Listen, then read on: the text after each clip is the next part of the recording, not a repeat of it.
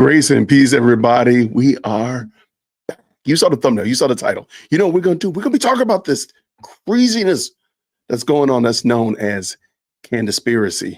And I'm just going to tell y'all right now, I despise what Candaspiracy is doing to TPUSA, to the Kirk family, to the Christian church, to the broad Christian community. I despise what she's doing. So I'm just going to tell you ahead of time, I'm probably going to ride her bumper until she stops.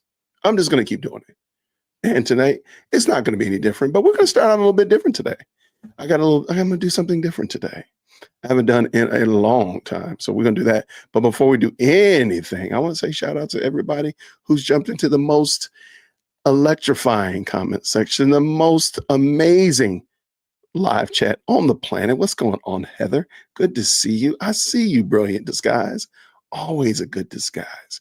There we go, Judith in the building. Thank you so much for tapping in. We got Barbed Wire Lace. This is her first time, or Barbed Wire Lace's first time catching a live stream. So I'm under pressure to behave correctly. I'm going to probably mess that up. Anyway, Barbed Wire's already been stung by a bee. By the way, if you are a member of the channel, go ahead and use some of your new emojis. I got the new Candaspiracy emoji. We have the bee emoji. We have the raisin emoji because we've already determined that raisin and potato salad is more popular than Candace Owens. So shout out to everybody. Use those emojis. Get in there. Good conversation. There's 52 of y'all up in here. Thank you so much for rocking with us. Thank you so much for checking out the videos this month. I just want to say, as the month is drawing to a conclusion, I want to say thank y'all. It has meant a lot that you all have been checking out what I'm doing, whether it be a live stream, a long form video, or even a short, for crying out loud. You all have shown and proved. So thank you so very much. Welcome to all the brand new members as well as subscribers to the channel. Even if you're just lurking, you know what? I'm just glad that you're checking out the videos. So thank you. Thank you to each and every one of y'all. Even the ones that don't like me, to get in there and say crazy stuff in the comment section. Hey, I appreciate you too. I do. I appreciate all of y'all. Tonight, we're going to get at it because I'm getting tired of Candaspiracy and her conspiracy. So tonight, I'm just going to air them out. I'm just going to have some fun tonight. So make sure you let the Candaspiracy cult know that, hey, Jason is over there making fun of y'all again today. Chicky Brewer, make sure you let them know. What's up, friend? How are you? Angel, good to see you. What's happening? There they go. The bees are in the building. Get them out there. What's going on? So I'm going to do something different. We haven't done this in a while. We're going to do story time with Mr. Whitaker.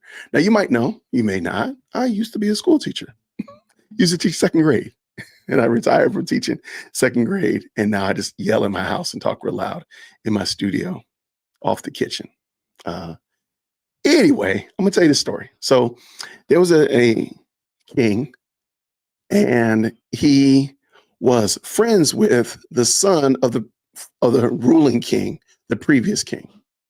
Long story short, there was a lot of upheaval when the previous king and his son passed away.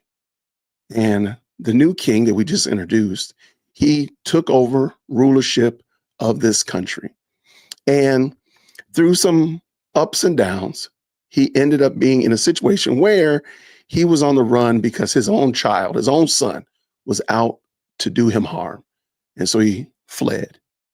Now, before all of that happened, however, once the king had established himself as king over this kingdom, he wanted to be kind to anybody who was related to the previous king because him and the son were good friends. So he said, hey, is there anybody left of the household of the previous king that I can be kind to? Well, come to find out, his former best friend had a grandson, and his grandson regretfully was lame. His nurse had dropped him at one point and ruined his feet. So he was lame. And the king said, say less. That guy is going to live in my kingdom, live in my house. I'm going to treat him just like one of my own sons. And so he did. And he restored to him all that his grandfather had. It was a great situation for the grandson. Well, going back now, our king that we're talking about here, his own son kind of did him dirty. His own son tried to take over. And he actually, instead of fighting his son and his son's little mini army that he had mustered, he said he's going to just leave. So he ran and left the kingdom. Well, in the process of leaving the kingdom, remember the lame grandson of the former king. Well, he wanted to go with this king, but he couldn't go. And he told his servant, hey, go tell king that I'm on my way. I'm on my way to follow him, and I will be in exile with him because he's been such a good surrogate father to me. I will join him. I'm just getting myself together because he's lame. Well, the nurse, the assistant, however you want to call a servant, was not a good person. Once he got to the king, he said, hey, the guy that you were taking care of, the grandson, yeah, he actually joined your son, and he's trying to fight against you because he wants to take over the whole kingdom. And the king was heartbroken. The king was heartbroken. Fast forward through time. Eventually, the king was able to restore himself back to his kingdom. Sadly, his own son passed away. And once he was restored, he brought the grandson in and said, what happened? How did you end up, double crossing me? How did you end up snaking me, if you will? And the grandson said, no, I didn't do that. The servant is lying. And the king said, well, the servant told me this. I know, you know what? How about you all just split all of the riches that you have, grandson, split it with your servant, and then that way we can just call it even. And the grandson said this. He said, no, let him have it all. And he walked away or limped away. Now, why in the world did I tell y'all that story? That's a great question. I'm glad that you asked that question. This is the story of King David and Mephibosheth. And the previous king was Saul, and Saul's son was Jonathan. Mephibosheth was Jonathan's grandson. And of course, David and Jonathan were best friends. And David wanted to do right by his best friend, Jonathan, by making sure that if he had any relatives left over, he was going to take care of them once he became king. Well, his good for nothing servant, Ziva, lied to David and told David an outright lie. But David didn't know which one to believe. He said, I know I took care of Mephibosheth, but Ziva said that Mephibosheth was trying to snake me. I don't know which one to deal with. So why don't y'all just split it 50-50? And Mephibosheth said, no, let him just have it all. And he went away. Now, I bring that up because there's a truism from that story. And if you're interested, it's in 2 Samuel chapter 4, all the way to chapter 21. You'll see the whole story played out there. There's a truism there that you can't unhear a lie. No matter what, you can't unhear a lie. And so if I lied to you, you're going to, even if it's just crazy wackadoodle, you're still going to be like, it's still going to be somewhere. There's going to be a nugget, a grain of salt, a grain of sand as that lie somewhere in your memory. And as the kids like to say, you're always going to be looking side eye at somebody. So if I lie to you about, here we go, right here, CG. If I lie to you about CG and it sounds convincing, it could be wrong. I could just be making it up. Like, I don't know what CG's name is. I'm going to say his name is Craig Gregg. That's his name. Well, even once you find out what his name is Charles George. Even once you find it out, you're still going to remember that I told you his name was Craig Gregg because it rhymes. It sounds silly. Like, why is his name Craig Gregg? You're going to still remember it. So no matter what, it's very difficult for humans to let go of. They still remember a lie. And that's what we can get from 2 Samuel chapter 4 through 21. Now, the reason I'm bringing all of that up is that's what Candace is doing. Candace is lying. I'm going to say that. I feel very comfortable based upon information and belief. Allegedly, she's lying, and she knows she's lying. And I'm going to show you 5 lies that she's told already and one new one that is just, I really believe this is going to take the cake. But the reason, and I think she's doing this because she knows, she puts a story out there. She puts a falsehood out there. She puts a lie out there. People are going to believe it. In my comment section right now, I have people retelling things that are just in wholesale not true. And I'm like, where did you get that from, Candace? Where'd you get this from? Candaspiracy? Just wholesale not true. I'm fully expecting, probably by next week, her to say that TPUSA literally put a hit out on Charlie Kirk. That's where I'm expecting it to go. That's how crazy and wackadoodle it is. And she knows this. She knows that she's being dishonest. There's no reason to believe otherwise. She knows she's just making this stuff up. And I'm going to play a clip and I'm going to show you. She said something on Wednesday that she now today, or yesterday, I apologize, has completely said something totally different now. So really within less than 48 hours, she's changed this story up. And in her audience, the Candaspiracies, I'm going to start calling them the Candies. The Candies are not willing to hold her account to that and say, hey, hold on. Didn't you say XYZ ABC? Why are you saying 1, 2, 3 now? Why are you saying that you didn't say XYZ ABC? I mean, for crying out loud, it's literally on tape. So anyway, that's what we're going to do today. We're going to have some fun. And I'm just going to keep dunking on her. I'm just going to let you know ahead of time. If you're upset, if you're getting your feelings, it's okay. Come on up here to the front of the church. Come on up now. Get yourself a seat up in the front of the church. And you're going to fool around and be okay. Because until Candaspiracy stops lying and being dishonest, I'm not going to stop dunking on her. This is going to be a dunk fest. I'm just going to say it. Because it's just, it doesn't make sense. It's besmirching our brothers and sisters in Christ, though I don't believe that Candace is a Christian. Is besmirching the members of the body of Christ. Is calling into question their motives. Is calling into question their mission and what they're doing at TPUSA and other places. It's ridiculous. So yeah, I'm going to keep dunking on her. So I do hope that you understand. But I do want to say thank you to MT. MT says this, Ari, I'm late. Your dog stepped on a bee? Come on now. Thank you for the $2 sticker. Super for sure. Man, watch out for the dad.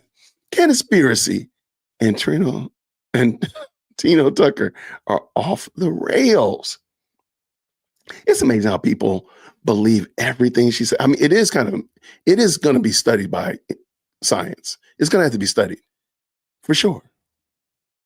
Oh, I have no problem. I got no problem. Because it's getting out of hand. And I'm not saying like I got some power to do anything. Guess what? I'm just going to keep dunking. And maybe I'm dunking at an empty basketball court. I don't know. Maybe I'm dunking with y'all. There's 231 of y'all in the chat. Shout out to y'all. But I'm going to tell you this. I'm just going to keep dunking on her. What does Mandy say up in here? Shout out to Mandy with the $2 sticker. She says, I think she has a majority of hate watchers. I do believe that. Now that's unequivocal. I do believe that she has hate watchers, but sadly, hate watch does work out. I mean, I got hate watchers. hate watchers help out us too. I cannot lie. Thank you so much. God bless you all. Absolutely. Her level of disrespect is astounding. She started on day one and hasn't stopped since. It's really sad. I feel bad for the family. I feel bad for her family because they got to live with that chick. They got to live with her. Did you hear that Erica this morning talk about stopping the evil? Makes you go, Okay, I'm going to say this. With all seriousness, I don't want TPUSA or Erica Kirk or anybody else for that matter that's related to, associated with TPUSA to say anything else to Candace Owens. Leave her alone. Just give her no air, give her no sunlight, give her none. Let her just keep sitting there spinning her yarn. Nothing's going to change. So if you say something, she's going to call that into question. If you say nothing, she's going to call that into question. Just leave it alone. TPUSA is definitely a lot of eyes are looking at TPUSA. They don't need to be in a street fight with some ne'er-do-well in her basement. It just doesn't need to happen. I don't want them to say anything else to her. If they want to go ahead and send information out there in the zeitgeist and allow the YouTubers and content creators to respond to Candace, that's fine. But TPUSA, Erica Kirk, y'all go do what God has called you to do. I can say this with pretty much a high level of sincerity. God did not call you to get into a street fight with Candace Owens. And I might be wrong. And based upon information and belief, I don't think our Lord has called you to get into a street fight with Candace Owens. Leave Candace Owens alone. She's a muckraker, and you benefit none. And what you're doing, she can't do. Because if she could do it, she would have been doing it. If Candace Owens could go to a college campus and get a crowd and do all this stuff that Charlie Kirk was doing, then she would have been doing it. Ask yourself why she hasn't done it. If she's so involved and so TPS needs her, why has she not been doing it? Oh, I know why.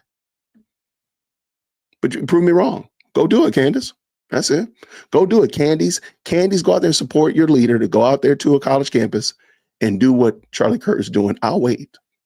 I will absolutely spotlight it. I would love to see Candace go to Spelman and do this. Go to an HBCU, Candace, and do that. I'll wait. But before we get into these videos, let me real quick, thank y'all so much for these supers. Y'all are the best. There's nobody better. The most electrifying live chat on the planet, the best live chat on the internet. Let's go. Thank you so much for that. Super sticker, thank you so much for that. Craig Gregg, Charles Gregory, I don't know. Shout out. I also want to thank you for giving Curly Boy Chuck a cameo in one of your videos. He's a brilliant and told him about you. Yeah, shout out to that guy. He is I didn't know him very well. My editor actually, shout out to Mark. My editor actually added that video and I didn't know who he was initially. But if I ever get in touch with Curly Boy Chuck, I will make sure to give him a shout out for sure. He is a content creator that a conservative content creator that addresses the craziness on TikTok, which, by the way, there's quite a bit of it on TikTok. She's jelly. Absolutely. She's jelly. She is so jealous. It's ridiculous. And we're going to see it tonight. So with no further ado, oh, gosh. So what I would like y'all to do is grab your phones, go to your memo app on your phone. And I want you to start a Trust Me Bro memo on your phone. Now, if you're old school and you have pen and paper, that's fine too. Start a Trust Me Bro list on a piece of paper or on your phone.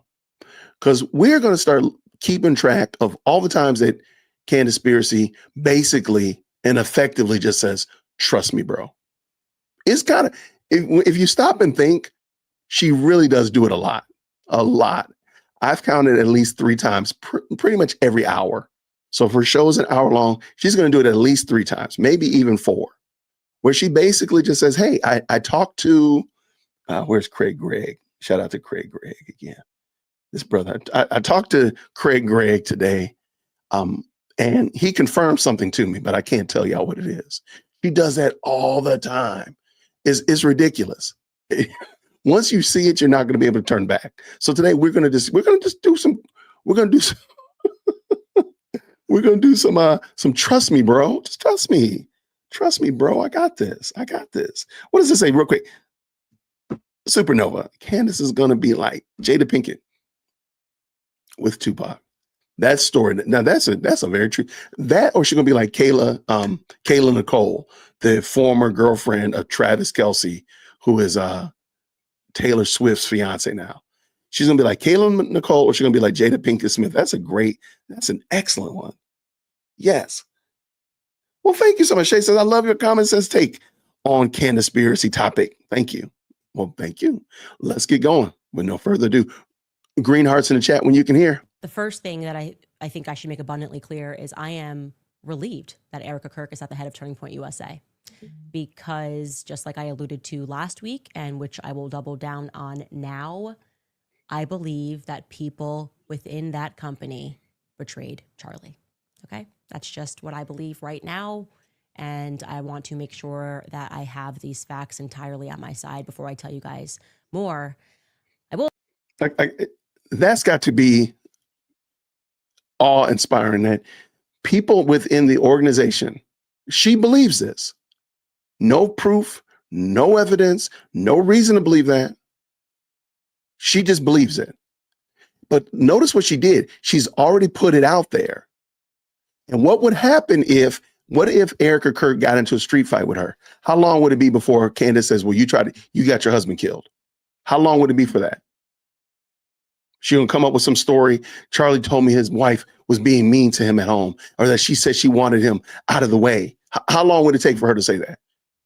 nanosecond, right? There's no reason for her to say that. There's no reason whatsoever. She has no evidence to that point. And she said as much that she doesn't have any evidence, but she will say it. And I guarantee you, as sure as my name is Jason, she'll never come back and give you her clarity.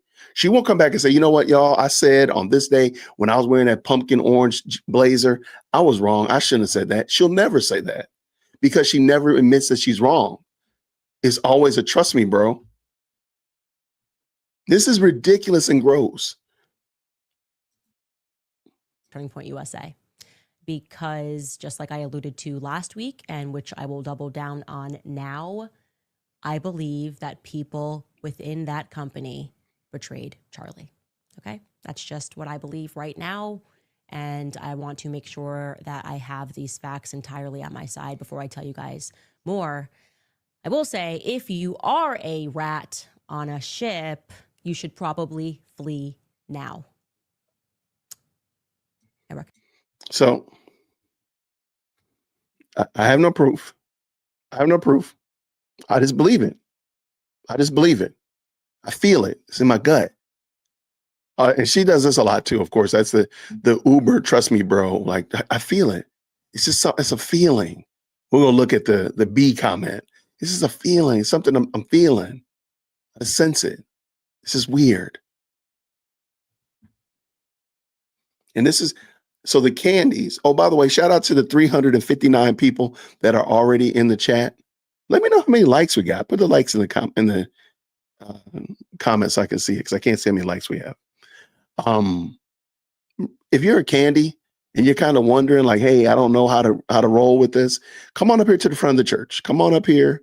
We made some room for you on the front of the church in the front pews. Come on up here and sit on down and let's just talk. Why is it that this woman who alleges that she cared about Charlie Kirk, who alleges that she loved Erica at one time, though I don't hear her say that very often.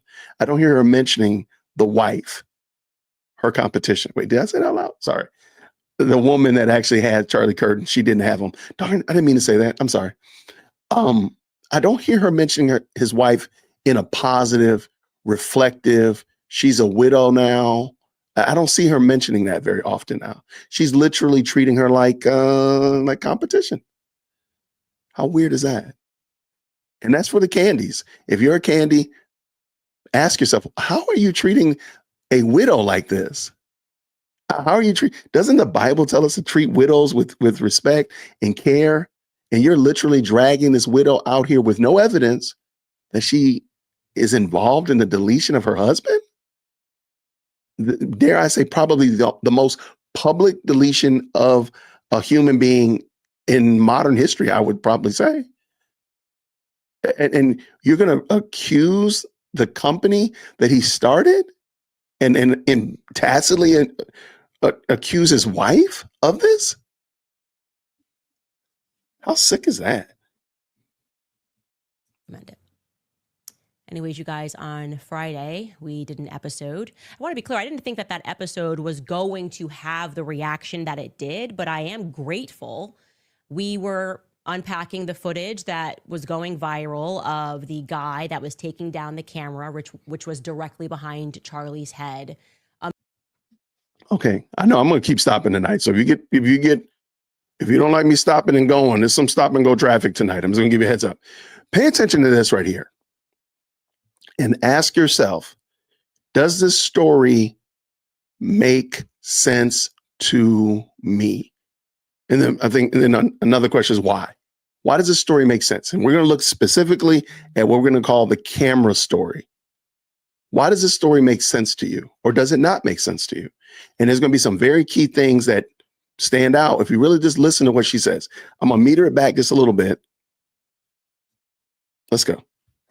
Footage that was going viral of the guy that was taking down the camera, which was directly behind Charlie's head, a mere approximate 4 minutes after Charlie was shot. Everybody thought that it was very suspicious. I recognized the individual and reached out, had a conversation, saw the footage, and made the promise that I was not going to share it. Although I said to you, I encouraged them to share it. I believe. Stop for a second. Because she said it real fast. Did you hear what she said? In the chat, did you hear what she said? Because she talks real fast, and I didn't even speed this one up this time. Did you hear what she said? I'm gonna play it again. And made the promise that I was not going to share it. Although I said to you, I encouraged. I think that that episode was going to have the reaction that it did, but I am grateful. We were unpacking the footage that was going viral of the guy that was taking down the camera, which was directly behind Charlie's head.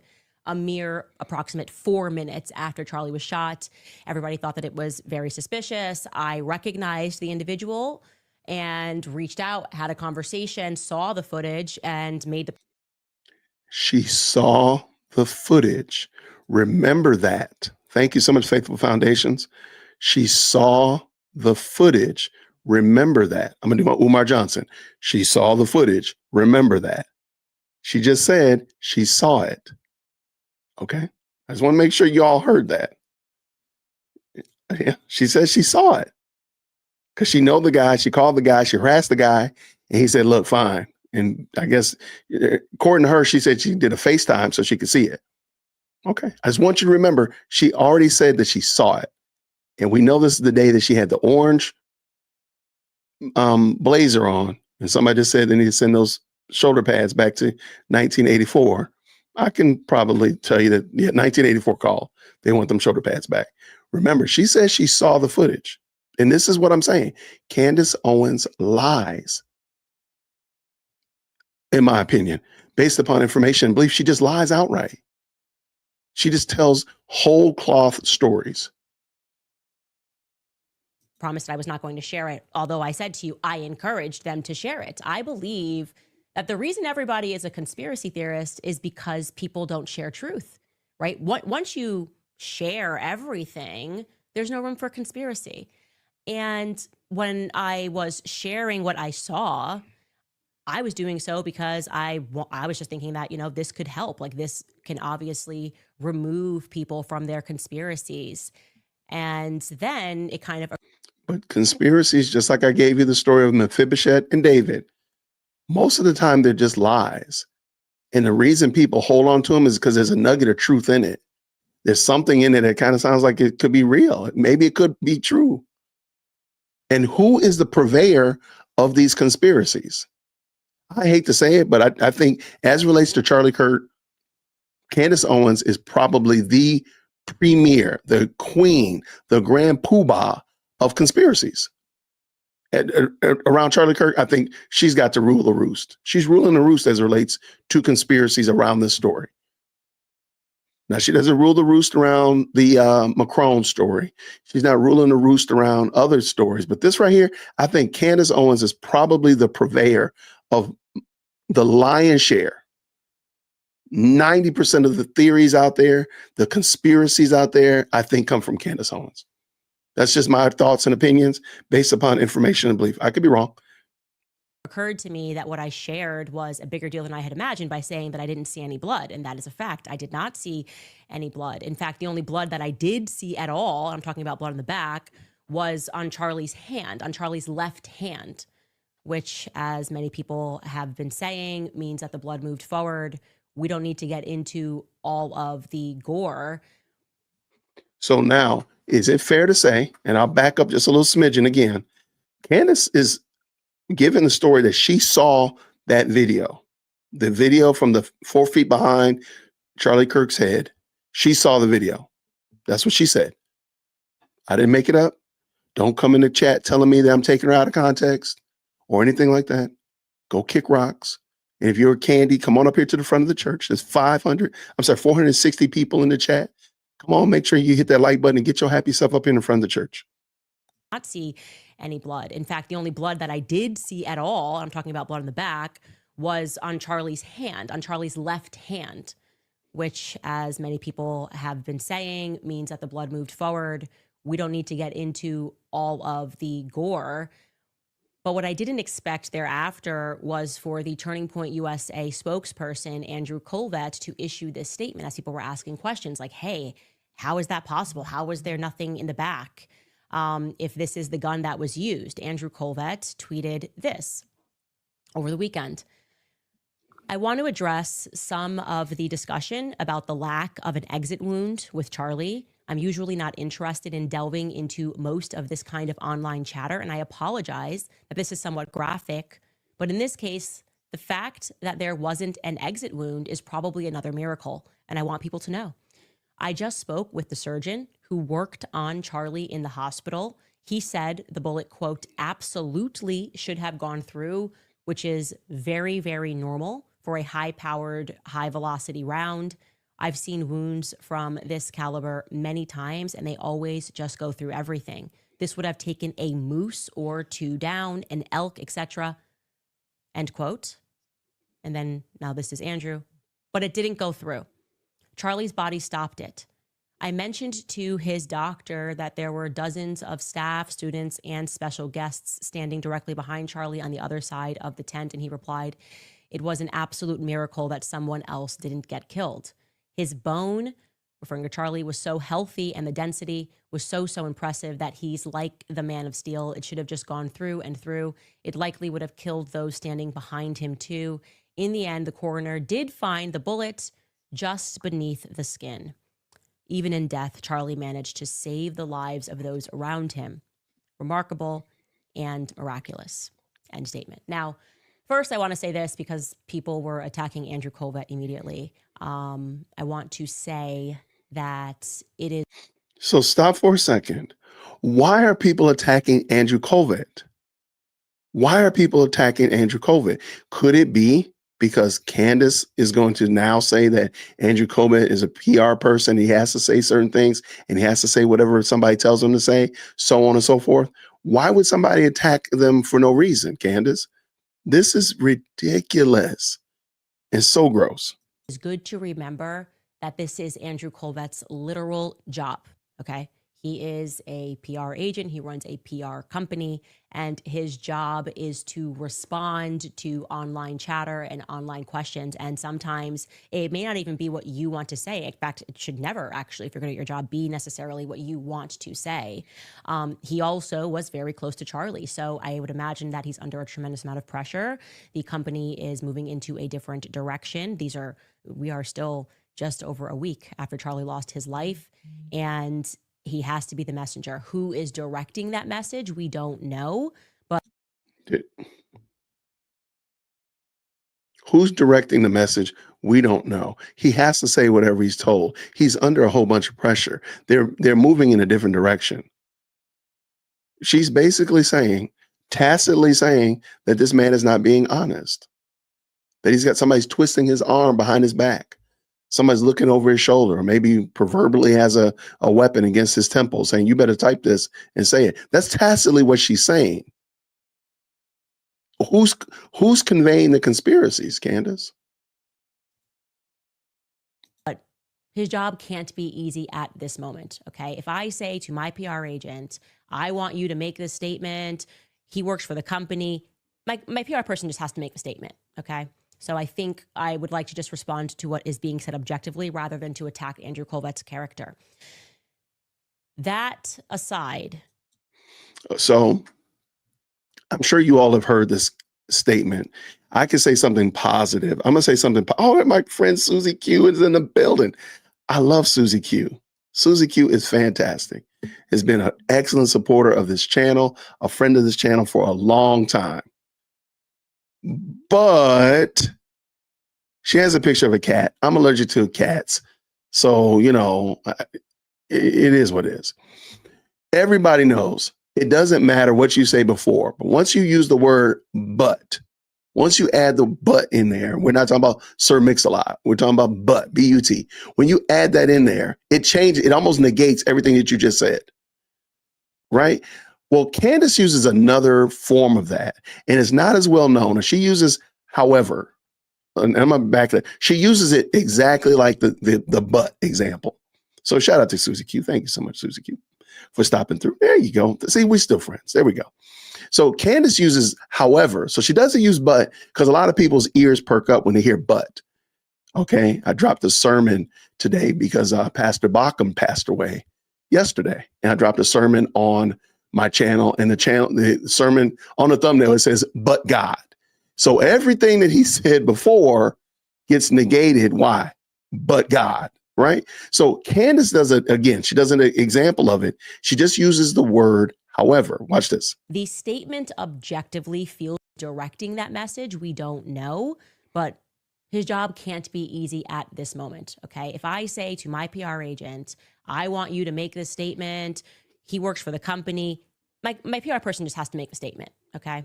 So I think I would like to just respond to what is being said objectively rather than to attack Andrew Kolvet's character. That aside, the statement Oh, I apologize. She uses that aside. I'm sorry. She's used however in past. I apologize. It's that aside. So basically, the exact same thing. I'm taking the statement and I'm putting that aside, and now I'm going to go in a different direction. So she uses however as well, but she uses that aside in this one. I do apologize about that. Objectively feels to me like the manipulation of a Christian audience, right? They know Charlie's audience is Christian. And therefore, what they're selling to us is you should believe, you're a believer, right? As a Christian, you believe in miracles, right? Like you believe in Christ and the miracles that Jesus performed, right? Well, then you should just believe this. There's something about that I don't like. I don't like that. I don't just, this was a miracle and that should just be the end and no more questions should be asked. I don't think anybody's saying that. And I saw it in the chat. This is still an open investigation. I don't think anybody's saying, hey, we're finished. Wipe our hands, everybody. We're done. Nobody's saying that. Only person saying that is Candace. But also another thing, after she said that aside, notice everything else is all feelings. There's all the sensory, it's very subjective words. I feel, sense, you believe, blah, blah, blah, blah, blah. It's all feelings. It just seems interesting to me. And again, this is a beautiful question. How would she know? How would she know? Because as far as I can tell, this is a trust me, bro. There it is. Trust me. But trust you, Candace. You want us to trust you, but we're not supposed to trust Andrew Kolvet. We're not supposed to trust the surgeon who dealt with Charlie Kirk. We're supposed to trust you. Okay, I got you. That makes perfect sense. That makes perfect sense. I'm living right here in perfect sense land. That makes perfect sense. Shout out, my goodness, in the morning. Well, here, let's take a quick little commercial break. Wow, thank y'all so much. Welcome. John is a new member to the channel. Thank you so much, brother. Wow, Bronx girl. Thank you so much for the very kind and gracious $50 super. My goodness, in the morning. This is for shouting out Vody, a true man of God and an example of godly person. God bless all. Shout out to Dr. Backham, who just passed away yesterday. And I'm kind of sad because I can't find my picture when I met him when he came to Atlanta. I'm searching through my phone up and down. I'm like, I can't find his picture. If I can find it, I'm a little bit sad because like, oh, we took a really good picture together. And shout out to Vody, a great, fantastic pastor. And I'm sure you've seen him. So shout out to everybody. Thank you so much, Bronx girl. You know what? You're gonna be the stream sponsor for sure. What does Aiden say here with the $5? My friend's cousin's girlfriend know somebody that said Candaspiracy was the shooter. That's a fact. And I feel it. I feel that you're correct. I sense it. It just feels right to me, Carol. It just feels right to me that what you're saying is correct. I just feel it. I just feel it. I just sense it in my toe. My left toe says that what you're saying is correct. Shout out again. Thank you so much, Bronx girl, for the very kind super. Thank you to all of y'all. Let's get back at this thing. And now back from our commercial break. Yes, the conservative base is filled with Christians, but also the conservative base is filled with a lot of hunters, okay? People that hunt and they know weapons and they know how weapons work and they know how weapons don't work. And this particular statement to me does not pass the sniff test. Now, again, when I shared that information, I had assumed they were going to say, the angle went through this way. I did not imagine they were just going to say that it was a miracle. The individual who very quickly, I think 4 minutes after Charlie was shot, went and took the camera down and hold on for a second. This is now we're going back to. I wanted to give y'all enough room with that camera discussion. So now we're going back to the camera. So we'll address the angle of the bullet in a moment. But I just want to make sure you understand we're going back to, because camera is on the Trust Me Bro list at the moment. Moved his chair and stood up and took the camera down literally 4 or 5 minutes after he was shot. I want to let you know I was able to figure out who that person was because I recognized one of the individuals, and I reached out to that individual and I said, you know, I've known you for a long time and I would like to see the footage. I would like to see the footage, and I think the world would trust me. If there's nothing weird that happened on that day and there's about 4 or 5 cameras on that day, I'm not going to publish the footage, but I want to see it with my own 2 eyes so I can stand on this platform, so I can sit here on this platform and I can say to the world, no funny business happened. Truly, we can all go home. It was Tyler Robinson and he acted alone and there was nobody else there. And this kid just, I guess, after having a life where he didn't bother anybody, just woke up one day and chose violence and then decided to explain every layer of what he had done that day via text messages. I want to be able to look people in the eye honestly and say that, so I want to see all of this footage. So I am working to get to the bottom of it, okay? I know there's a lot of conspiracy theories floating in about the security guard and people thinking he was making gestures. I know that security person. He's a good guy. It would shock me. I usually get a vibe about somebody. Not that guy. Not the guy that they say he's like rolling up. He tends to do that, roll up his sleeves. I don't buy that one, okay? I don't buy that one. And, but here's the thing. That's my gut. My gut has led me in the right way. And I want you guys to know that once I look at all the footage from every angle, if I'm putting in this formal request and they said they would speak to the lawyers, I think the world will trust me to say there was no funny business. And this is exactly what happened. So a week before Charlie lost his life, he expressed. So she's already told us that she watched it. She's now told us that she's given us a little bit more context of how she got to see it. This is yesterday. Listen to what she says. Some concerns about the finances at Turning Point USA. In fact, he wanted to put together an entire department, a little mini department, to address those concerns, and we have evidence of that. It is always the advice when investigating any crime to, quote unquote, follow the money. So let's do that just a little bit here. Plus, there is a video that has gone absolutely viral. I am sure you have seen it. It was emailed to me many times where there is a theory that is being floated that Charlie was shot from the back. Now, there are 2 aspects in that video that we can debunk, and I want to do that. And there's one aspect that we cannot debunk clearly. I think this is a worldwide investigation, so I want to assist wherever it is that I can. There's a lot of leaking going on right now, and I've been very clear that everything in my soul has been screaming at me from the very moment that I found out that Charlie got shot, that this story is much bigger, that there just was something much bigger going on than what has thus far been presented to the public. You know, all of the wrong people are eulogizing him. They're lying about small things, which I don't like, because why lie about small things? Only a guilty conscience of sorts lies about little things. And there are a few points that we have covered throughout the story that right away jumped out at me as odd. First and foremost, of course, Bibi Netanyahu over-inserting himself, not even just on day 1, minute 1. He tweeted before the president of the United States that Charlie had lost his life. That's weird. That is very weird, and we should not forget how weird that is, especially because when he went on multiple hits, doing Fox News and Greta Van Sustern's show, he lied about the contents of a letter that Charlie Kirk had written him. Okay, we're going to stop. And there's a lot of Trust Me Bros in this clip right here.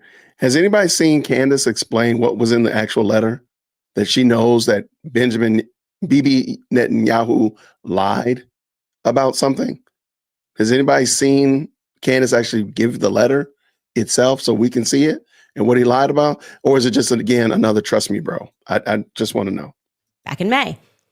What I also don't like are the people like Josh Hammer and Seth Dillon, people that I know who are very nasty and work behind the scenes. I don't like that they have not yet been honest or forthcoming about the pressure that they and others were putting on Charlie Kirk. That just strikes me as odd. There's no reason to lie. No reason to pretend that you weren't doing that, to try to massage it and lie about it. I believe that there are lies by omission, and I view them both to be liars, okay? And of course, who could forget the word length of Bill Ackman's reply? I tell you guys about this weekend in the Hamptons. I tell you about Bibi Netanyahu calling Charlie Kirk and inviting him to Israel. And Bill Ackman replies with an essay, a college essay, 959 words to be precise, was his response to me speaking about that, where he himself did not actually address my point about the quote unquote intervention, which is how. So again, if you go back and read Bill Ackman's response, Bill Ackman responded to Candace. She accused Bill Ackman of threatening Charlie, harassing Charlie. When you read Bill Ackman's response, and with receipts, because Candace doesn't have receipts, he tells you that the whole trip to the Hamptons was scheduled and put on and requested by Charlie. It wasn't that they said, hey, come up here, we're going to give you an offer that you cannot refuse. So yet again, Candace, another instance where you're being dishonest. You know what we got to do? We got to treat Candace like we got to do this to Candace. We got to do this to her. But I don't like little lies. When there is one lie, there's 20. And I think we're finding, we found one, and now I think we're like at 4. Maybe by the end of the show, we'll have 20. It just seems, Candace, how do you know these things? And where are your receipts? Bill Ackman actually replied to something. He showed and proved. How do we even know that anything that you said was true? Or who told you? Nobody. Let's go. Charlie described it himself. And my point about Bibi Netanyahu and the offer to take Turning Point to the next level financially, no one wants to address those points because I was being honest. People thought that Charlie's ideas were trending in the wrong direction. And by the way, regarding that now infamous weekend, the response videos that were made, which seemed like there was some sort of a PR crisis going on, the response tweets that were fashioned, they were sort of getting funny. Xavier Duso was there. I'm going to stop for a second. The reason why the comments and responses were getting funny is because, Candace, people know that you're not being honest and you're saying stuff that is not true. I don't like when people lie about me. Matter of fact, during the Summer of Love 2020, one of the big things that kept coming out of it was people were looking at less melanated people. Black folk were looking at white people and immediately saying that they're racist just because they're white. Well, those white people not feeling like they'd ever demonstrated racism or partiality towards somebody would immediately defend themselves and say, no, I'm not racist. No, I'm not partial. And then what did they say? Now you're being fragile. Now you're being defensive. And it just kept on going. It's just a cycle of insanity.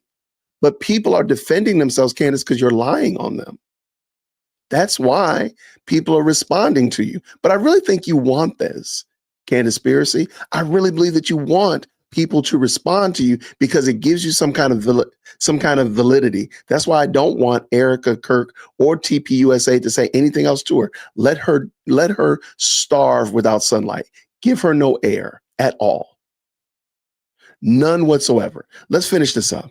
Had reached out to him. He had, rather than answering me, messaged me to say, I am speaking out about that weekend. He made a video where he formally addressed the weekend and explained that, yes, Charlie, and he uses the phrase moral blackmail. Charlie spoke about feeling morally blackmailed, but this was done in more of a workshop setting, essentially like it was a debate club and they were strengthening their debates on the topic of Israel. We can take a listen to Xavier Duso in his own words. And then people are taking things out of context because there was in the article, the hit piece that came out, it talks about how Charlie raised up his phone and had written on Twitter, and he said something like, BB needs to resign or something like that. And he goes, what would happen if I do this? There was discourse, and then there was one woman who sat in the back who said, if you do that, you're indirectly going to empower Hamas. And then Charlie was like, see, you have to stop saying like that. He was saying that when you are debating about Israel, you need to stop doing it emotionally. You need to do it logically and factually. Otherwise, you lose the debate. He said it is moral blackmail if you say that somebody saying that a politician is bad, that you're then empowering a terrorist organization. Fair argument. It was a fair argument, but it also was a real argument. And you kind of removed the names that were involved in this conversation. Natasha Hausdorff was there. Seth Dillon was there. And Seth Dillon was the one that was applying pressure to him. And Seth Dillon and Josh Hammer didn't jump on him in that moment. How does she know all this? If you're a Candy, you now have to ask, how do you know all of this? This man is actually there at the event, and you're telling him what happened as if you were there, but you weren't there, Candy. How does that work? How do you even do that? At some point, the Candaspiracy cult, you're gonna have to say, yeah, we're getting sold a bill of goods. We're getting sold a bill of goods.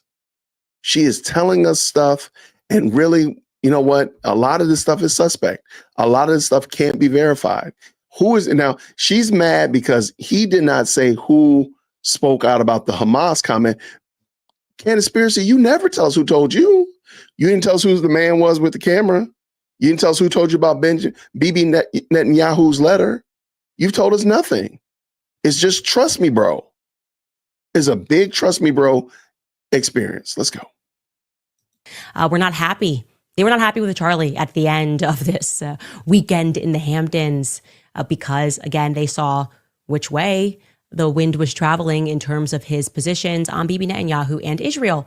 And they were, in fact, being accusatory. And again, you don't have to take it in my words or Xavier's words. I've always had a friendly relationship with Xavier, but we should listen to Charlie's own words, which we have played multiple times, of what happened the day after this little weekend retreat, where he vented to Megyn Kelly his frustrations with him being wrongly labeled anti-Semitic and how it was actually pushing him away and it wasn't good for Israel. Let's hear it.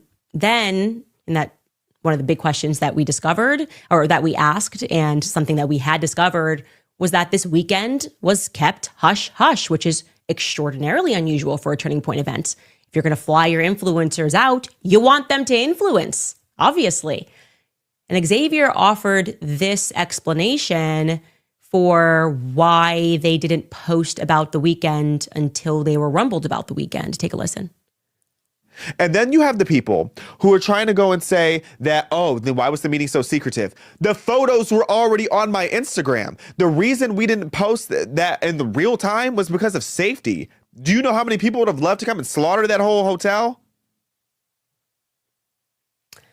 Feeling like Justin Bieber because it's not clocking for me. I'm sorry. So first off, you guys never connected to Turning Point USA publicly. The photos that you posted, if you posted it after the event, I don't think that it's because you were fearful that just being a conservative in the Hamptons was going to get you slaughtered. Like, Candace, that's what we just saw, though. We saw a conservative get slaughtered at Utah Valley State University. We saw it. He's not being... I don't think he's being disingenuous to say, hey, we don't want people to know where we were, that at hour by hour, we only let them know after the fact. Like, what's the problem? Because remember, this is the same Candace that beefed up her security because she had a dream about bees. Remember that? Now, she could have a dream about bees and she could beef up her security, but she doesn't want anybody else to do anything else. Maybe he had a dream. Maybe he had a dream, Candace, because you had a dream. You had you found a bulletin board with people talking about bees, but you didn't know what they were talking about bees and such like that. You know what, Candace?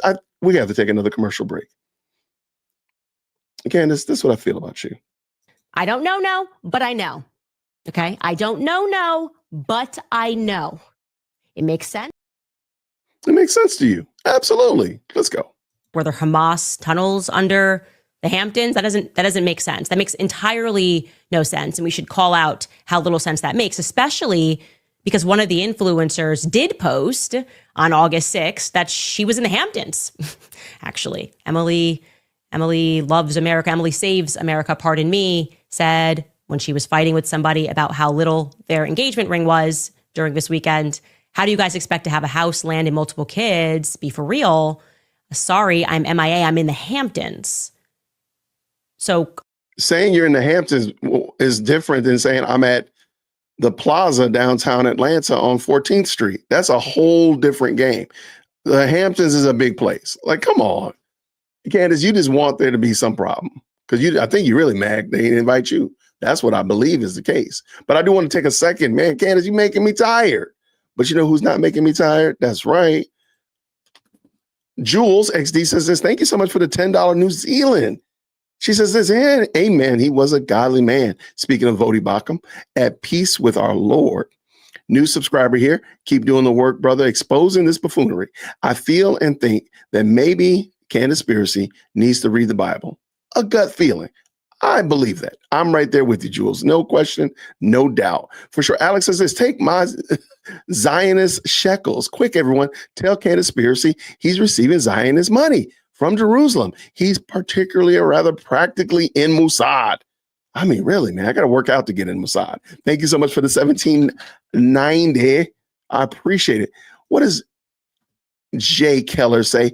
You need to do OT. You need to do a timeline of lies. Now that, that would be kind of cool. But I'd have to go back and start over again paying attention to her. And I really, your boy, don't do that to your boy. Don't hurt me like that. That would be a level of pain. That would be a level of trauma that I just don't think I haven't been that bad. I'm a sinner, but I ain't been that bad. Candaspiracy is secretly trans, born male, and a furry trying to divert attention away from her circle. I don't know, no, but I know. Thank you, MT, for the $5 super. And I agree. Like, you do realize that we could do all the exact same things to Candace. We could say that we could say that she was born a man. We could say that we could throw all of the same craziness out there. The reason she's able to work from home is because she's getting money from Russia. We could do it all, man. The reason she won't call out the Catholic Church is because of this. The reason she won't call out Andrew Tate is because of this. And we could just do the same exact thing and muddy up the water and create all this kind of clownery and foolishness, and it could be completely made up. But that's what she's doing. Shout out to MT. Thank you so much. Israel, you knew that was coming. You knew it was going to come. MT, thank you again for the $2 and then topping it off with another $5.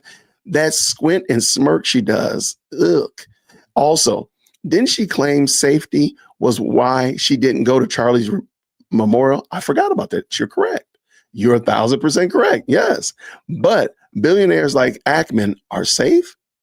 I guess so. She's just mad she didn't go. That's a good catch. See what I'm saying? This is like a trust me, bro. She's mad at them that they didn't tweet it out and tell everybody to drop their geolocation. What's it called? Drop a pin of their geolocation. But she didn't want to go to the memorial because she said it wasn't safe. That's an excellent catch. Excellent catch. Thank you so much, Christine, for the $5 super. Candaspiracy's new tagline: all feelings, zero facts. That could be. I think my editors already saw this. So don't be surprised when you see this pop up as an actual meme real soon. All right, let's get back to Candaspiracy. Y'all, thank you so much for the very kind and gracious support. And by the way, Bronx girl, I appreciate you again. Wait, hold on 1 second. Did I miss something? Let me just double check. I missed something. Okay, no. Thank you so much. Bronx Girls is the sponsor. Let's keep this going. Thank you again. Are conservatives not allowed to be in the Hamptons without getting slaughtered? Or is it specifically conservative influencers? You said that it wasn't a pro-Israel event, so I guess there's no Israel angle here, which does, of course, there's tons of Zionists in the Hamptons, Blackman among them. So I don't understand. You couldn't post that you were the Hamptons because you were going to get killed. How? I need more information there because that's just silly. And why is it silly? She's the one that literally said that she had a dream about bees. You know what? Hold on. Hold on. We're gonna take another station break. And I told y'all, I'm just gonna be dunking on Candace until she stops being dishonest. I got one for her. I got one for her right here. All right, we're gonna take a little station break. Hold on. This video has not gone live yet. So y'all, so you all are getting a video that has not made it onto the YouTube streets yet. So you all, because you all supported the channel, and there's 980 people in the chat. Shout out to the best live chat on the internet. I'm going to show y'all one of my new Candaspiracy videos. I'm just going to keep dunking on her until further notice. So let's do this. All right. Here we go, ladies and gentlemen. Enjoy. And I did just a cursory online search, and some messages I found, which were not written by a teacher at the school, but someone who was adjacent to some teachers at the school, gave me pause for concern. In fact, explicitly what it was a Polish underground symbol, like a Polish communist underground symbol that nobody would have recognized outside of people who know what it meant. And I just sort of went, okay, that's weird. I kept looking online, and strangely, I'm not kidding, and I'm going to show you these messages. I came across what looked to me like a bunch of people talking about bees. You're going, Candace, what do you, like literally bees, in a way that the only way I can describe it to you is like they were speaking about bees, but they weren't speaking about bees. It was very coded. And I'm going, am I going crazy? Or do you think that all these people are really actually, quote unquote, bee farmers, or saying that they farm bees? What is this lingo that I'm not understanding? Why do I feel like it's related to students? I didn't feel good about it at all. And I just sensed that we needed to get more involved. There's imminent danger coming. Okay. It is relating to a school. I think it's a communist underground, and I don't know why, but it has something to do with bees.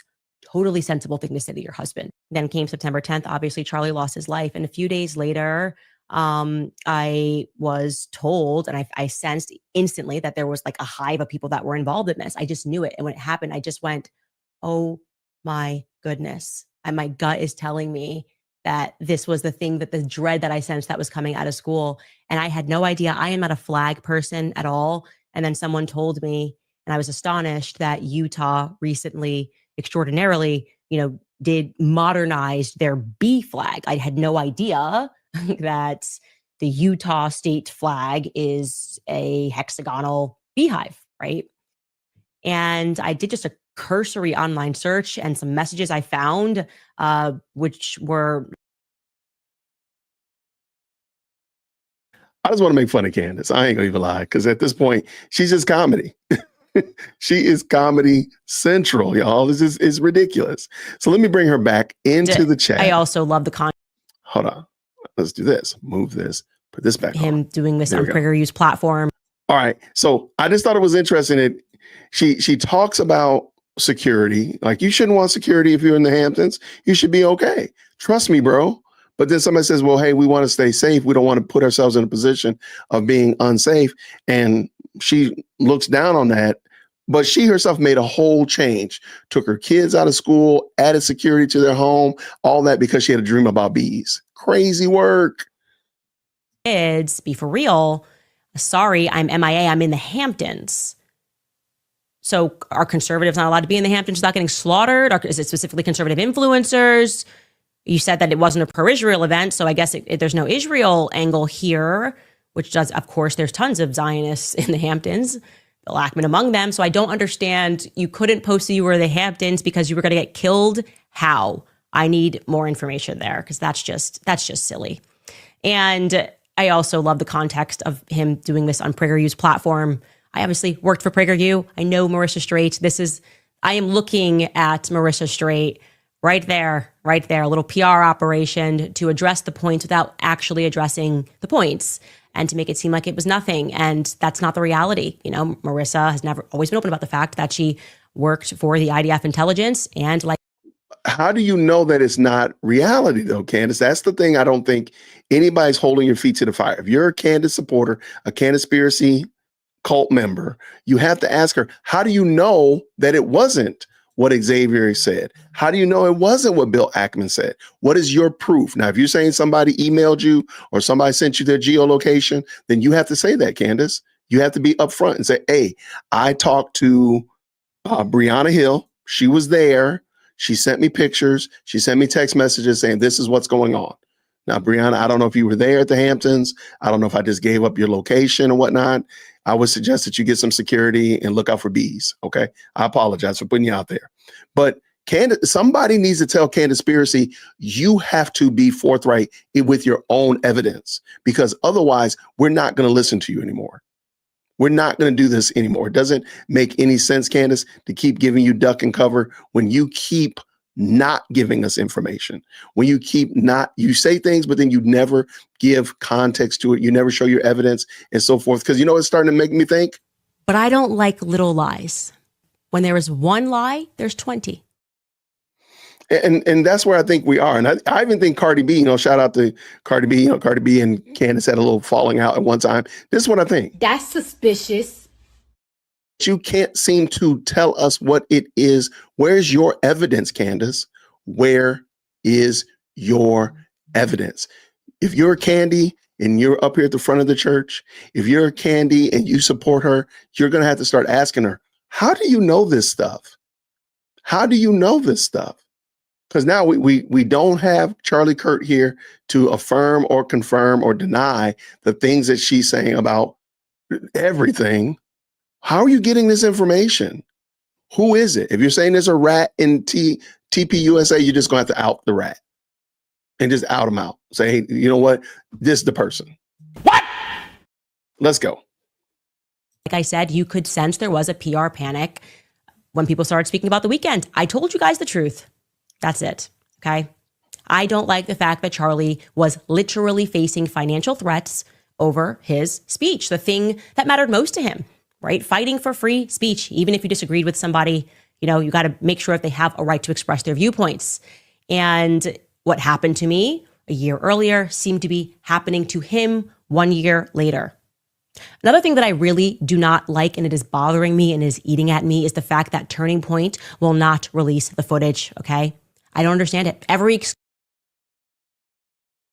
I'm sorry, y'all. We done snuck back into Cameragate. I'm sorry. We done went to Beehive. We was at the Beehive, and then we was at the Money Trail, and then we was up in the Hamptons getting a suntan. I totally missed it.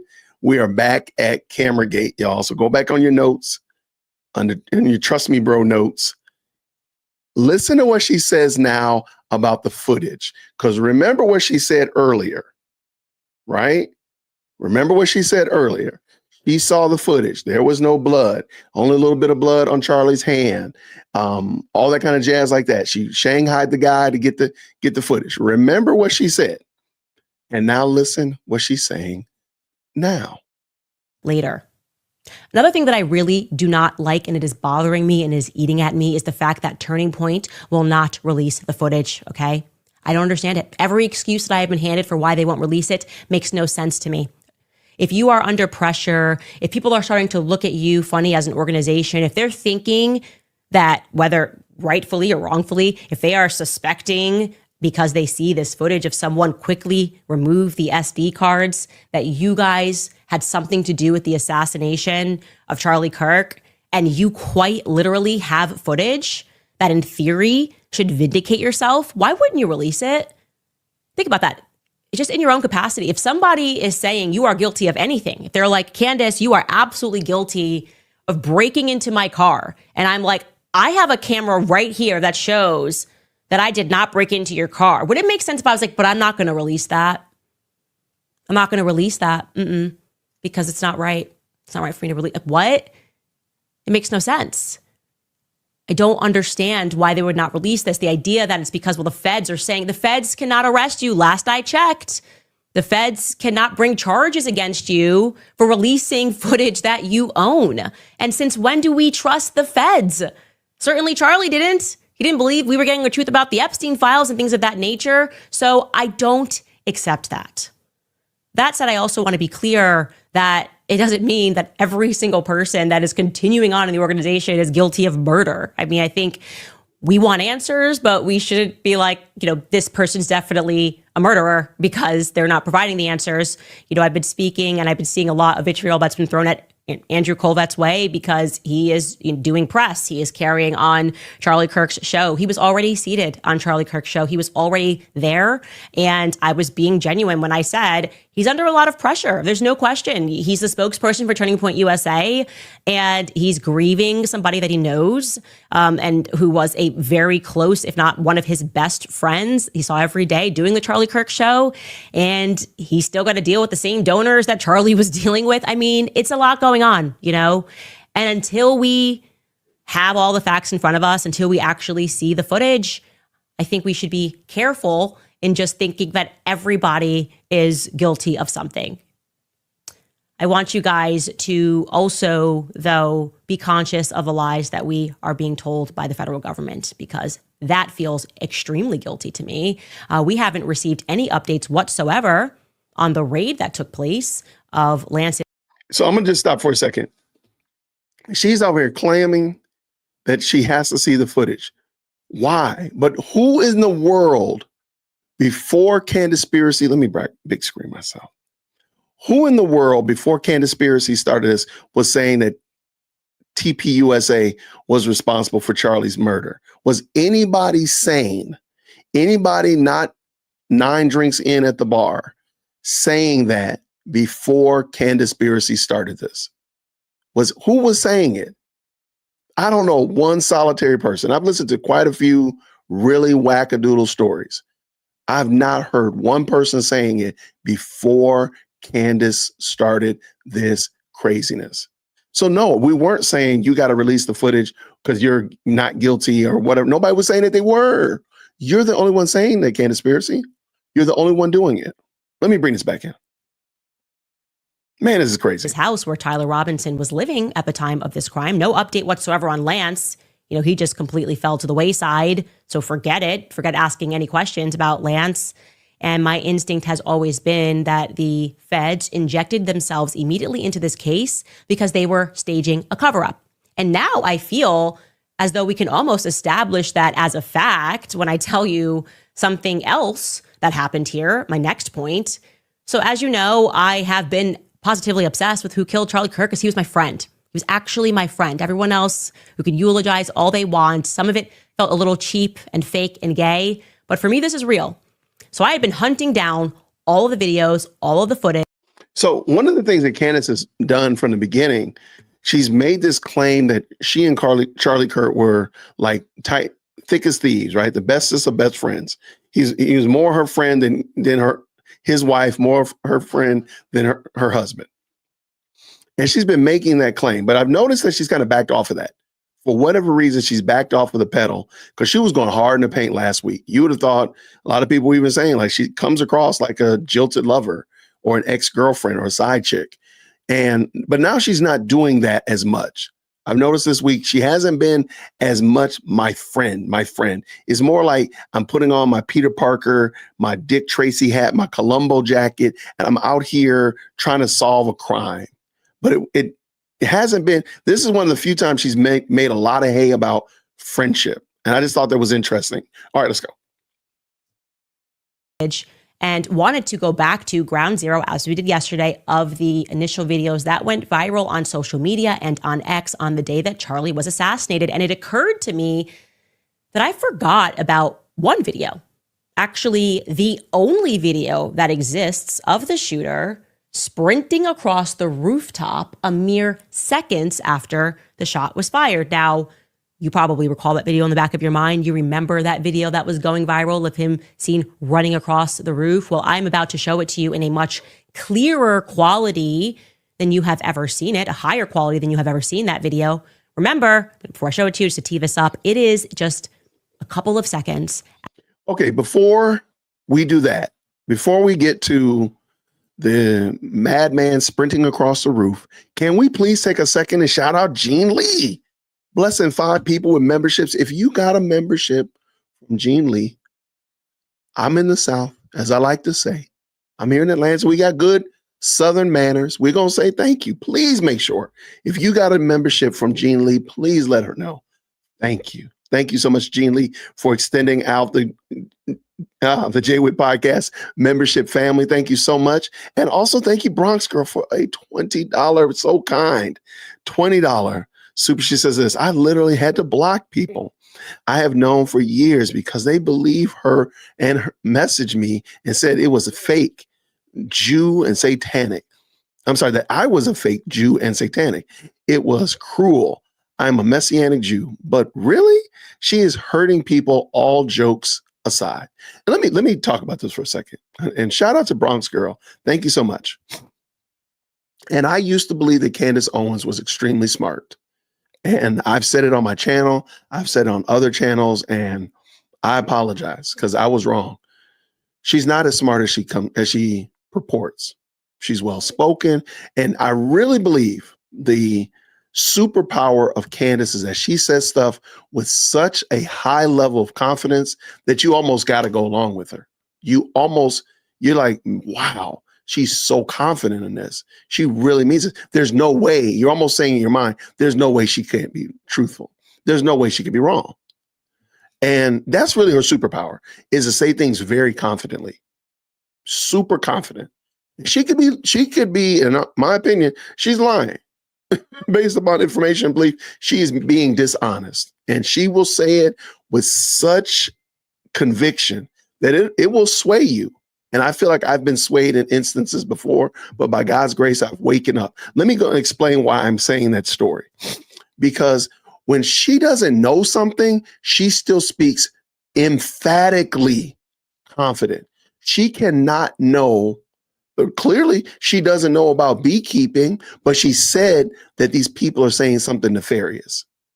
They're saying something that doesn't mean that, but they're talking about bees, but they don't mean bees, because I know that I know, but I don't know. Like, she says it with such confidence, you're almost like, okay, maybe the beekeepers are shady. Maybe they are like up to no good. When she heard the term Messianic Jew, she totally lost her mind. She doesn't know what that means. She did not know. And I watched David Woods, an apostate prophet. She doesn't know what it is, but she speaks so confidently that the candies will run right behind her and say, yeah, it's satanic. But they don't even know what it is, because Candace doesn't know what a Messianic Jew is. She has no clue, no idea. So please, I apologize on behalf of anybody that's made a mistake. Bronx girl, thank you so much.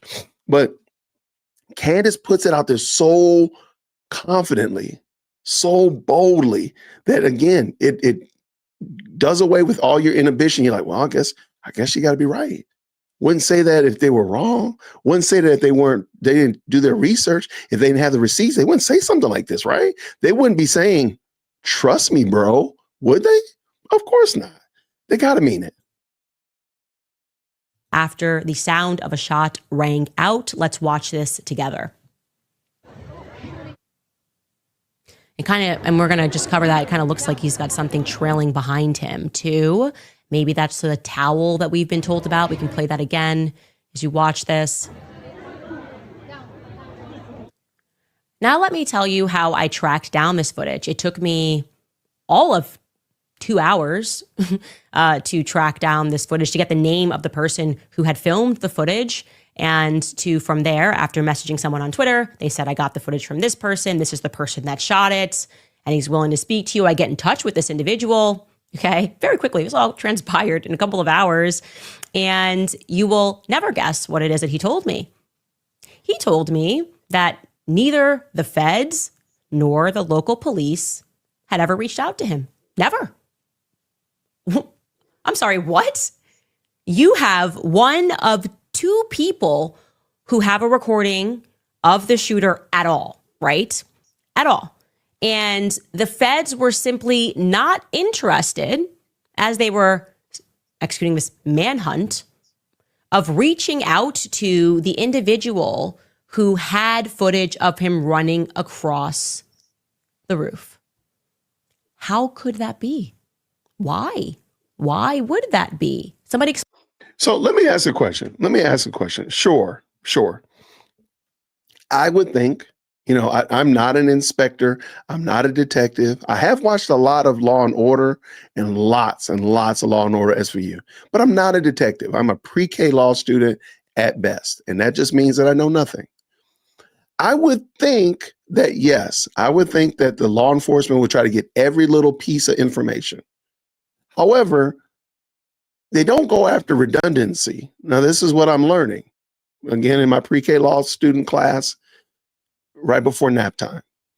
They don't want redundancy. So they don't want just every piece of data, even though it's the same one that we had 5 other times. They don't need that. And now maybe it would be better to get a clearer picture. Sure. Maybe they found it already. Got you. But that's not necessarily the weirdest thing possible. But even more than that, Candace impugns motive already. She already has concluded that because they did not get this piece of data, therefore they must be the culprits. Therefore, it's Israel. Therefore, is Mossad. She's already concluded it. So if they had collected all the data, she'll say, oh, they're collecting all the data. Therefore, they're trying to cover up. Therefore, they're covering up for Israel and Mossad and fill in blank. It's the exact same thing.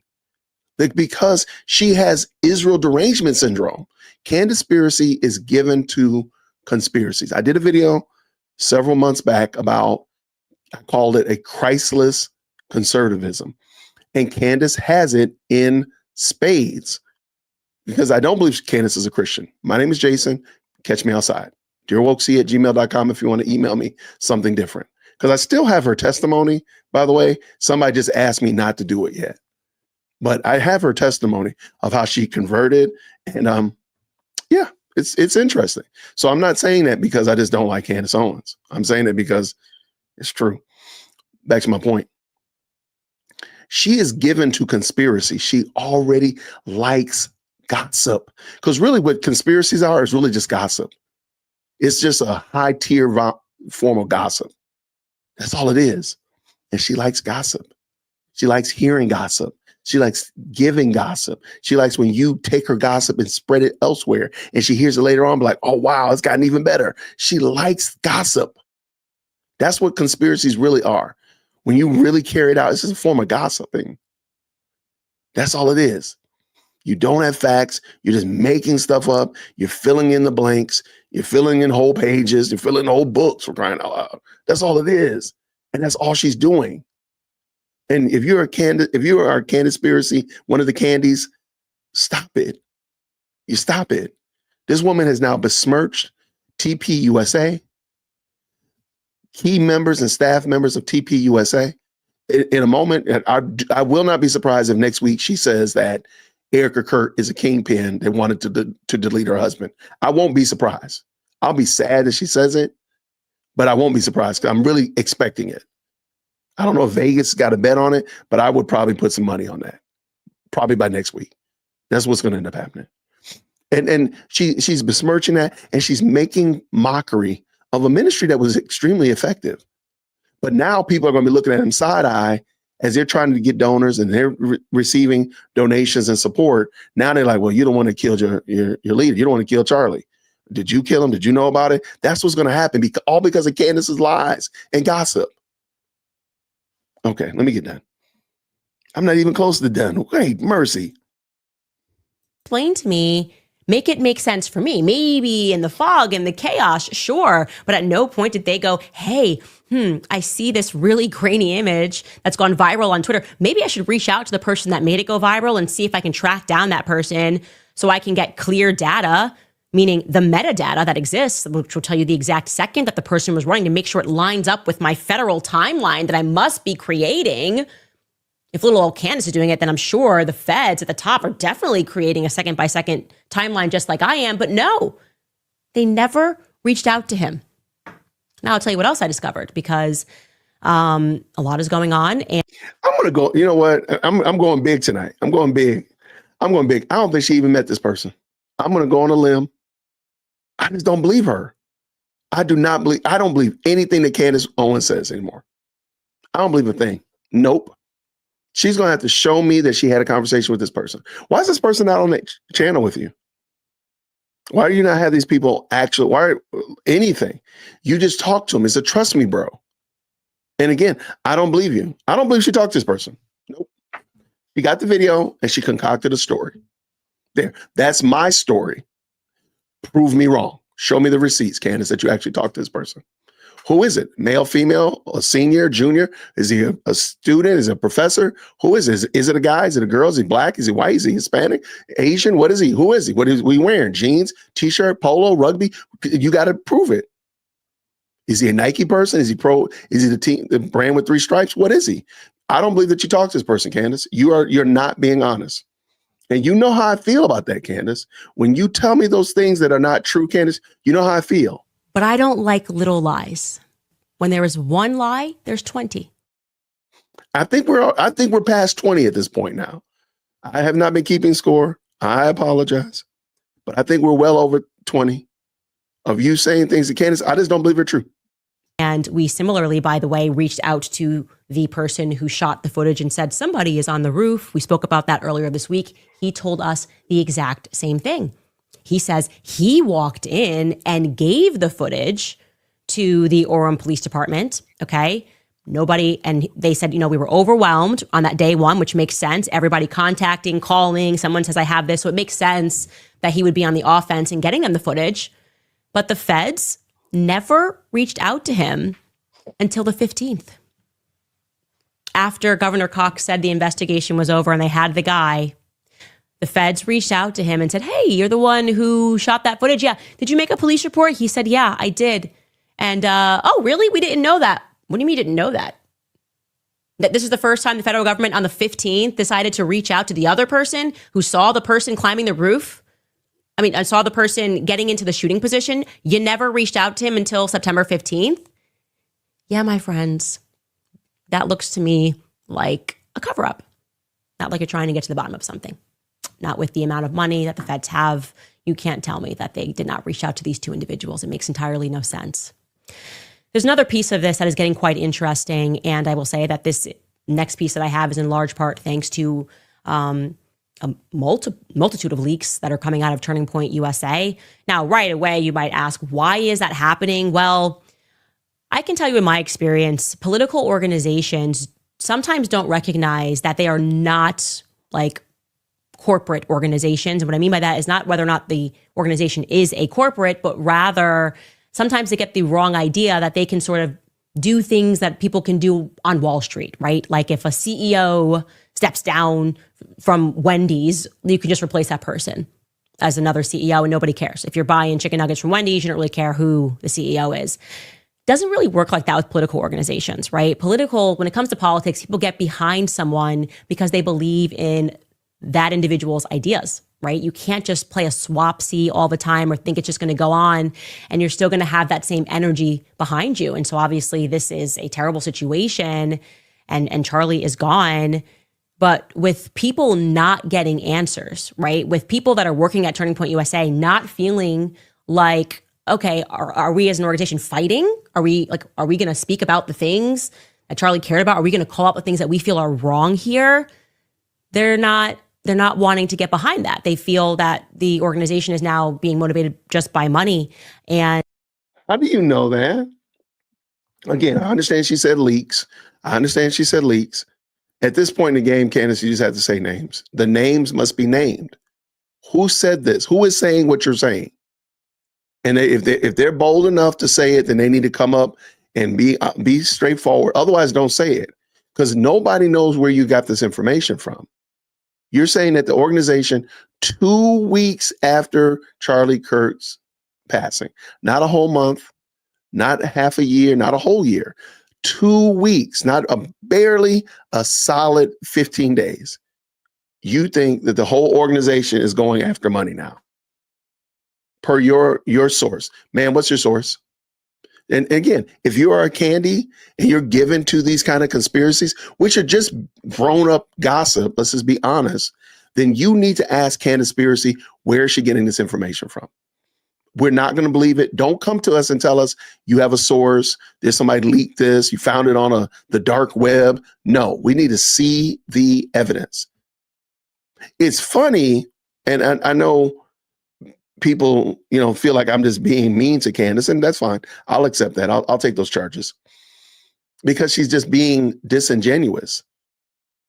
But it's funny because the reason we have a system of government, or sorry, a legal system where one witness can't just put somebody in jail. So, oh, you did this, and now they cart you off to jail. You have to get evidence. The reason you actually have to get evidence is actually from the scriptures.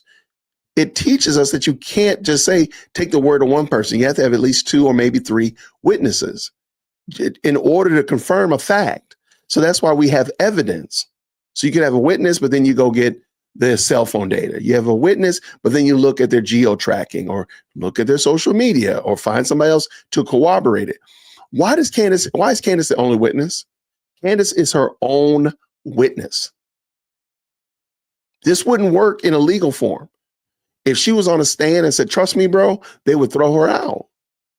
Why do y'all believe her? Why do you believe her? Because there's something about you. I know the Candies are going to get in their feelings about this, and that's okay. Come on up here to the front of the church. Why is it that you want to believe gossip without I mean, we're adults, for crying out loud. We're not junior in high school, right? Well, I mean, there could be some kids in here from junior high school. Okay, I'll take that back. Most of us are adults here. That being the case, why do you want to believe something with no evidence? Good, bad, or indifferent. Why are you not doing like Reagan? Trust but verify. Why are you not asking Candace for her receipts? Because she will never show the receipts. Never. She's having phone conversations, emails, and DMs, all this stuff, and you never see it. It's just trust me, bro. Trust me, bro. And you know what's going to happen if you confront Candace. When you get down to it and you really confront her and you say, Candace, where are you getting this information? Like, how do you know this? Like, what's going on? I don't know, no, but I know. Okay. I don't know, no, but I know. It makes sense. That's what you're going to get. You know it. But then why is it that you want her to lie to you? Why are you okay with that? Let's go. And that this company's priorities have somewhat shifted, and that really how people on the outside that are looking in are going, what's going on here? Why are people not more rattled by the lies that are being told? Actually, I think if Charlie were here, he'd be talking about some of the things, Candace, the only person that's saying that are lies are you. Is it possible? Do you make room, Candaspiracy, for the idea that you're the only one that thinks these are lies? Because you haven't shown us. Now show us that they're lies, and then we'll rock with you. If you show us like, okay, yeah, that does look pretty sketchy. Yeah, that's pretty bad. But ma'am, you haven't shown us anything. We don't believe you. And hats off to the people at Turning Point that are not moving based upon Candace's stories. Let's go. the weird things that were being told about this story, right? Ironically. And so many people have reached out and they spoke about the finances at Turning Point USA. And, you know, I'm not exactly a forensic accountant, but I know that other people, other journalists got really interested in this angle who were similarly receiving leaks and have pushed this off to forensic. Who are the journalists? Who corroborates what you're saying? And now you're calling into question their money. This woman is evil, y'all. Now she's calling into question their finances. Not even a whole 2 weeks, not even a whole pay period. Hardly a whole pay period since Charlie Kirk has been assassinated. Everything's changed. What evidence? Accountants and some of the stuff is getting very interesting. But I did want to show you guys this because I think this proves what we have been hearing. It's at least a starting point. An insider who said that they were there and present when Charlie had expressed some concerns about where the money was going. And leading up to that moment, Charlie had by and large completely removed himself outside of the organ of fundraising, which is to say that he, it wasn't something that he necessarily had his finger on. Of course, he always would show up for top donor meetings. He is the face of the company. But in terms of the accounting specifics, he trusted his lieutenants. Of course, something that big, you're clearing $100 million a year, you got to have lieutenants and you have to trust those lieutenants. And of course, sometimes those leaders don't like one another. That's all normal. But then there arrived a moment when Charlie felt that the money was disappearing. Allegedly, I'll say allegedly here, but I think we have some proof that shows that. And the excuses that he was being given for the money disappearing wasn't adding up for Charlie. Said another way, the math wasn't mathing, okay? He felt that, again, according to sources. So, according to sources, who are those sources, Candace? At this point in the game, we don't believe you. So who are the sources? Who is saying this?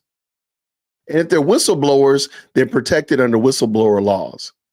So if there's some shenanigans going on at TPUSA and they get fired or retribution happens, they do have a a fallback, and they do have an advocate because they're a whistleblower. So who are the actual sources, Candace?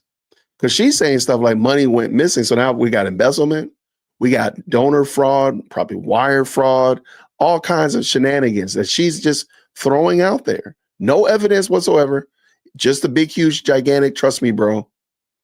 And no way to confirm or deny. As we said in the beginning, it's almost impossible to unhear a lie.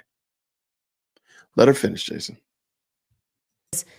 That the company was burning through cash too quickly. And Charlie set about finding out why and how this was happening. So on September 2nd, which is, of course, just 1 week before he lost his life, Charlie surprised the company by announcing that he was putting together a Doge department. Yes, a department of government efficiency like Elon Musk and Vivek Ramaswamy had set out to do. Trump won. They got behind him, right? They said, hey, there's a lot of pork. We don't know where this money is going. People are just accepting checks. Again, this is the whole purpose of the Department of Doge. You put us in there and we're going to figure out how all of these bureaucrats are just wasting tax dollars.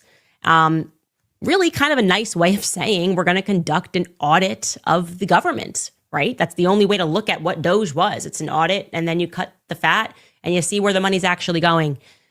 Do you see how she's doing? And I'm not the best at the various and sundry examples here, but everybody knows what Doge was about. And everybody knows that the federal government, even our local governments, are well out. They spend way more than they need to. We know that. We know they're inefficient. So she uses the Doge example and marries it and conflates it and melds it with TPUSA. So because we all know that Doge was finding all this pork, all this waste, all this overspending, all this shenanigans, and now she's mixing it and putting it in the same sentence with TPUSA. What am I supposed to think about TPUSA? Well, she didn't say that they were fiscally responsible. She didn't say they were stalwarts and good use of money and they were on a Dave Ramsey budget.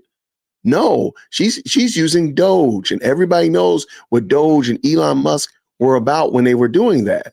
Department of Governmental Efficiency. What is she saying about TPUSA? See that even in her not saying, she is saying tacitly that these people were wasting money. But watch this. And Charlie wanted to institute a Doge just a week before his assassination. So what is she saying? What is she saying by saying that statement? I want to back up a little bit so you can make sure I'm not making it up, because I know there's still some candies that rock with her. What is she saying? Yeah, you know what Jason is saying? Jason is saying, smash that like button. Hit the like button, my guy. Thank you so much. Jason Wild Boy in the building. Hey, there's a lot of pork. We don't know where this money is going. People are just accepting checks. Again, this is the whole purpose of the Department of Doge. You put us in there and we're going to figure out how all of these bureaucrats are just wasting tax dollars.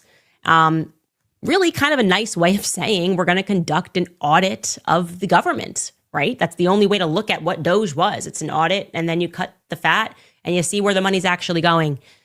Don't listen to me, by the way, because we can read Charlie in his own words. This was a internal memo that went out, signed off by Charlie on September 2nd. I'm going to skip to the relevant portions. He's first and foremost announcing that Dear Team America, effective immediately, again, September 2nd, Justin Strife is taking on a new elevated role with Turning Point USA as its COO. Since joining TPUSA in 2020, Justin has led Turning Point's fundraising division and in more recent years has been involved in some organizational operations, filling the COO role in many ways, but now officially taking on the title and expanded responsibilities. Now we're going to jump to that last big paragraph. He writes, in this role, I have empowered Justin, among other priorities, to engage in an organizational-wide Doge effort.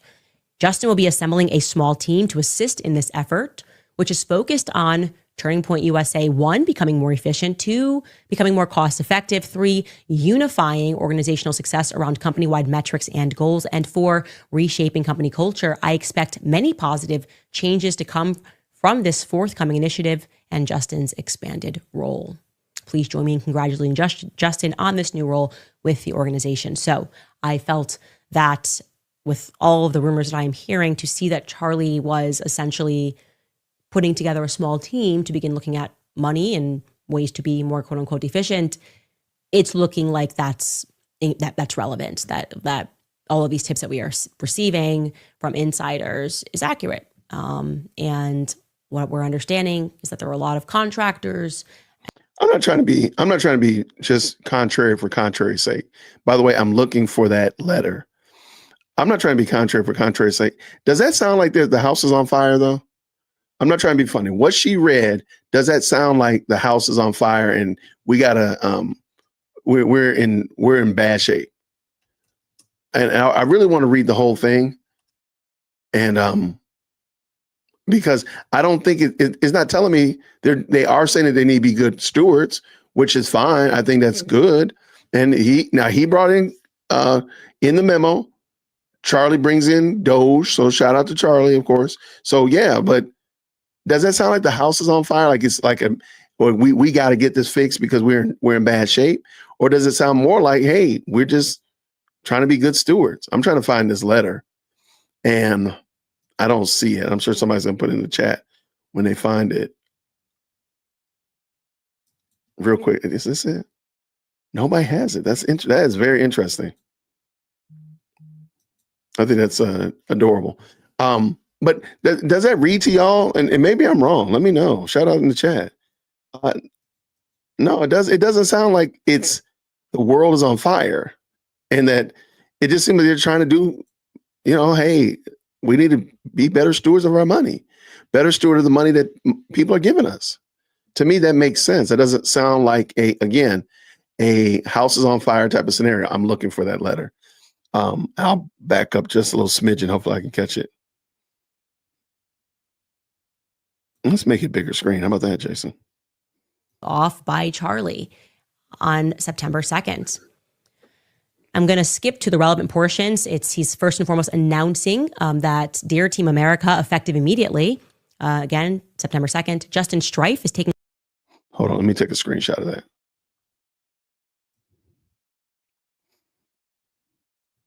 Okay, got it. On a new elevated role with Turning Point USA as its COO since joining TPUSA in 2020. Justin has led Turning Point's fundraising division and in more recent years has been involved in some organizational operations, filling the COO role in many ways, but now officially taking on the title and expanded responsibilities. Now we're going to jump to that last big paragraph. He writes, in this role, I have empowered Justin, among other priorities, to engage in an organizational-wide Doge effort. Justin will be assembling a small team to assist in this effort, which is focused on Turning Point USA, 1, becoming more efficient, 2, becoming more cost-effective, 3, unifying organizational success around company-wide metrics and goals, and 4, reshaping company culture. I expect many positive changes to come from this forthcoming initiative and Justin's expanded role. Please join me in congratulating Justin on this new role with the organization. So I felt that with all of the rumors that I'm hearing, to see that Charlie was essentially putting together a small team to begin looking at money and ways to be more quote unquote efficient, it's looking like that's relevant, that all of these tips that we are receiving from insiders is accurate. And what we're understanding is that there were a lot of contractors and people essentially who were taking money both ways, who were bringing in money and cutting deals. Said simply, the money was looking funny, okay? And Charlie set out to determine why, which means that others should maybe set out to determine why. Is this department still going? And like I said to you, others are setting out to determine why. There are journalists, forensic accountants that have been hired, and what I have been shown, the preliminary findings are quite astonishing, okay? So I will say they got preliminary findings since September 2nd. So in 24 days, they were able to get all of that and show something, have something preliminary to show Candace Owens, to show Candaspiracy. She's seen the shot behind his head. She's seen the Ninja Turtle tunnels. She's seen, is anybody believing all of this? Because I'm not. she's seen the guy running across the roof. Now she's seeing the fine details and interactions of the finances inside of Turning Point. Okay. I mean, that's basically what she's doing, Alex, at this point. She is accusing and setting the stage, because what she's going to do is say, I never said it. Well, ma'am, you're tacitly saying it. And people don't like it, but you wouldn't be able to do this in a court of law. This is leading a witness. You would not be able to do this. So the things that Candace does are legally inappropriate. You would be considered leading a witness or anything of that nature, that you're not going to be able to do that. So that's my point. When she implies something, she says something and tacitly implies it. She's basically saying it. All right, let's go. We're almost there. My sources at Turning Point said something that I found to be crucial, interesting. They said that Charlie wasn't just concerned about where the money was going, but also where the money was coming from. Where the money was coming from. What are we to make of that? Okay? What are we to make of that? What does that mean? Either speaking about companies that were kind of flooding the zone with money so that they could have more influence, but they had questions about those companies. It sounds like there were people who were effectively double agents, making money on commissions on both sides of a contract. I've seen a lot, and I'm going to allow the reports to come out next week, that people who have really seized upon that and are looking at things. And I think a lot's going to be revealed, like I said, as it should. We want to know everything. We want to know absolutely everything. I'm going to tell you guys a bit more, as well as responding to a lot of what I think are just unfair criticisms of people that are attacking Erica. And we know that she's going to be attacking Erica. The only reason people are attacking Erica is because Candaspiracy's put Erica on the chopping block. And Candaspiracy's, the Candies, will do pretty much whatever Candaspiracy puts out there. And so she's put Erica out there. You just go to TikTok and you'll see it. People are mad reckless talking about Erica. They don't know her from a can of paint, but they have all of these opinions about her, and so on and so forth. And a lot of them are derived from what Candace has said about this situation. Because she's tacitly saying that TPUSA put a hit out on Charlie Kirk. That's basically what she's saying. Now, of course, she didn't say it verbatim as I'm saying it, but you can derive it pretty quickly from what she's saying. And you'll also hear it from the people that follow Candace, that are the Candies. When they respond, they say things like this, like, well, where did you get that from? Candace said it. So I'm not just making it up. You're not just implying it. Candace is putting it out there. And then she, as somebody said earlier, she throws a rock and hides her hand. Well, she's throwing the rock, and the Candies are right there alongside, running alongside to say, hey, no, Candace didn't do it. Candace didn't do it. She didn't say that, but she did. It's a wild take. Let me real quick, because I do want to debunk what she's saying as it relates to the money, as she was alluding to, because she didn't want to say it directly, but she's putting it out there that where the money's coming from. You know, the money's coming from nefarious sources and stuff like that. Because, you know, Andrew said they don't accept government money and they don't accept foreign money. So that would put a kibosh on the Fed. That would put a kibosh on any kind of foreign entity that wanted to sway and move TPUSA in a certain direction. So that would almost completely crater that $150 million donation story. I don't know if you want to call it a lie, fiction, whatever you want to call it. If they're not, how was Israel going to make that donation if in fact they were being blocked from, they don't accept foreign money? And it couldn't have been from the government because they don't accept money from the government. Just something to think about. Here, real quick, I'm going to bring this letter in. Move her out the way. I think I got it. All right. So I got the letter, and this is the screenshot. Let me zoom in just a little bit. All right. I just want to make sure I got everything on here. Of course, this is from Charlie, the founder and CEO, Turning Point USA employees. This is the 2nd of September, 25. And regarding the Chief Operations Officer, dear Team America, effective immediately, Justin is going to be taking new role, elevated role of the Turning Point USA as a chief operating officer. Okay. I'm assuming they didn't have one before, or maybe he's just filling in a blank. So he's already the chief operating officer. That's not the chief finance officer, by the way, but let's keep going. Since joining TPUSA in 2020, Justin has led Turning Point fundraising divisions, and more recent years, he's been involved in some organizational operations, filling in the COO role in many ways, but now officially taking on the title and expanded responsibilities. Okay, so he was a temporary COO, and now he's the real COO. Okay, I can rock with that. That's makes perfect sense. Let's keep going.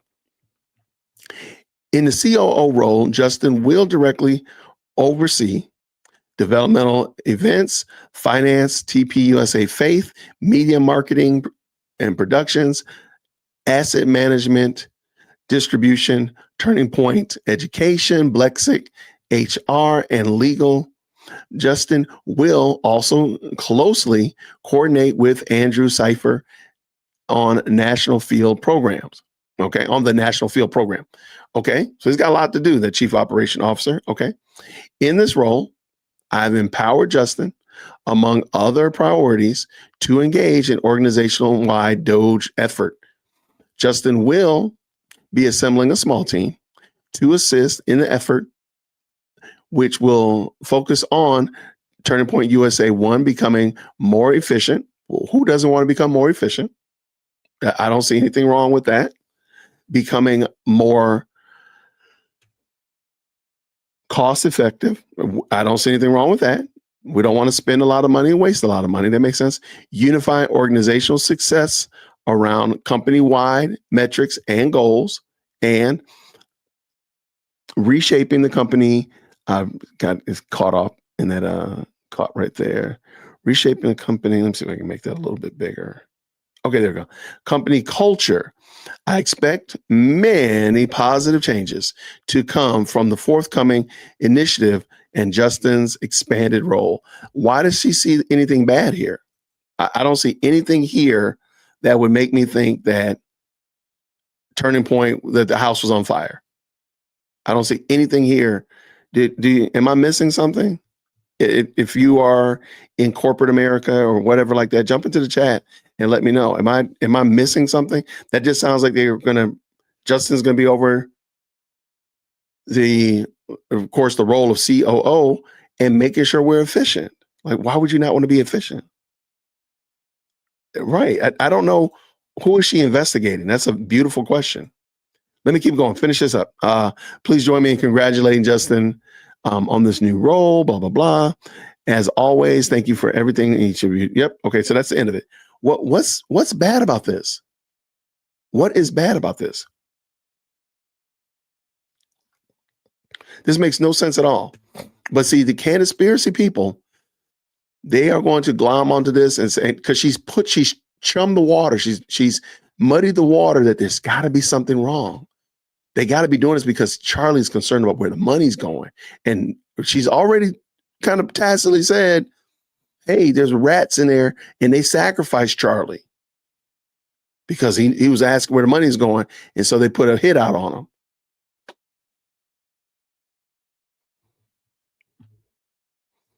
This is some vile, wicked stuff. And this woman is given to gossip. And you got to ask yourself, why are you okay with that? But you know what I'm okay with? I'm going to tell you what I'm okay with.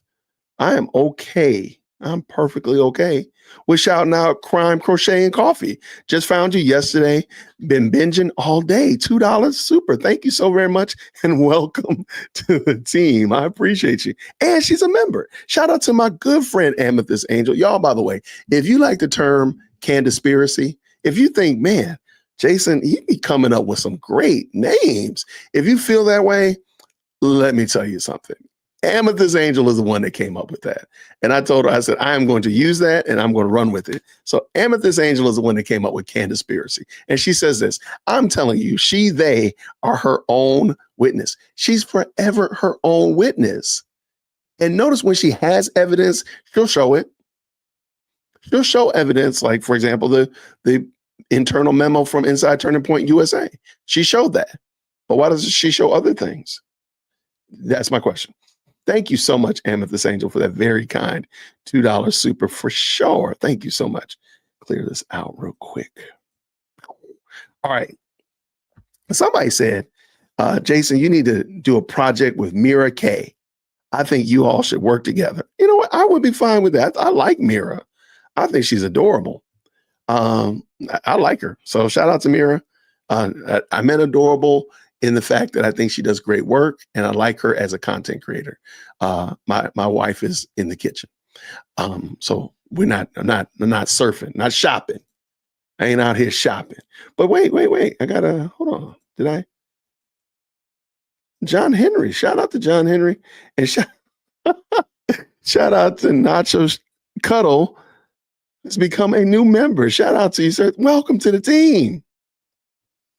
I think you work somewhere that I want to talk about. So you know where to find me. dearwokec@gmail.com. Did I miss Brother John Henry? I think John Henry sent us a very kind super as well. I don't see it. Darn it. Did I miss him? I don't want to miss you, brother. Please forgive me if I missed you. Charge it to my head. I'll get to you in a second.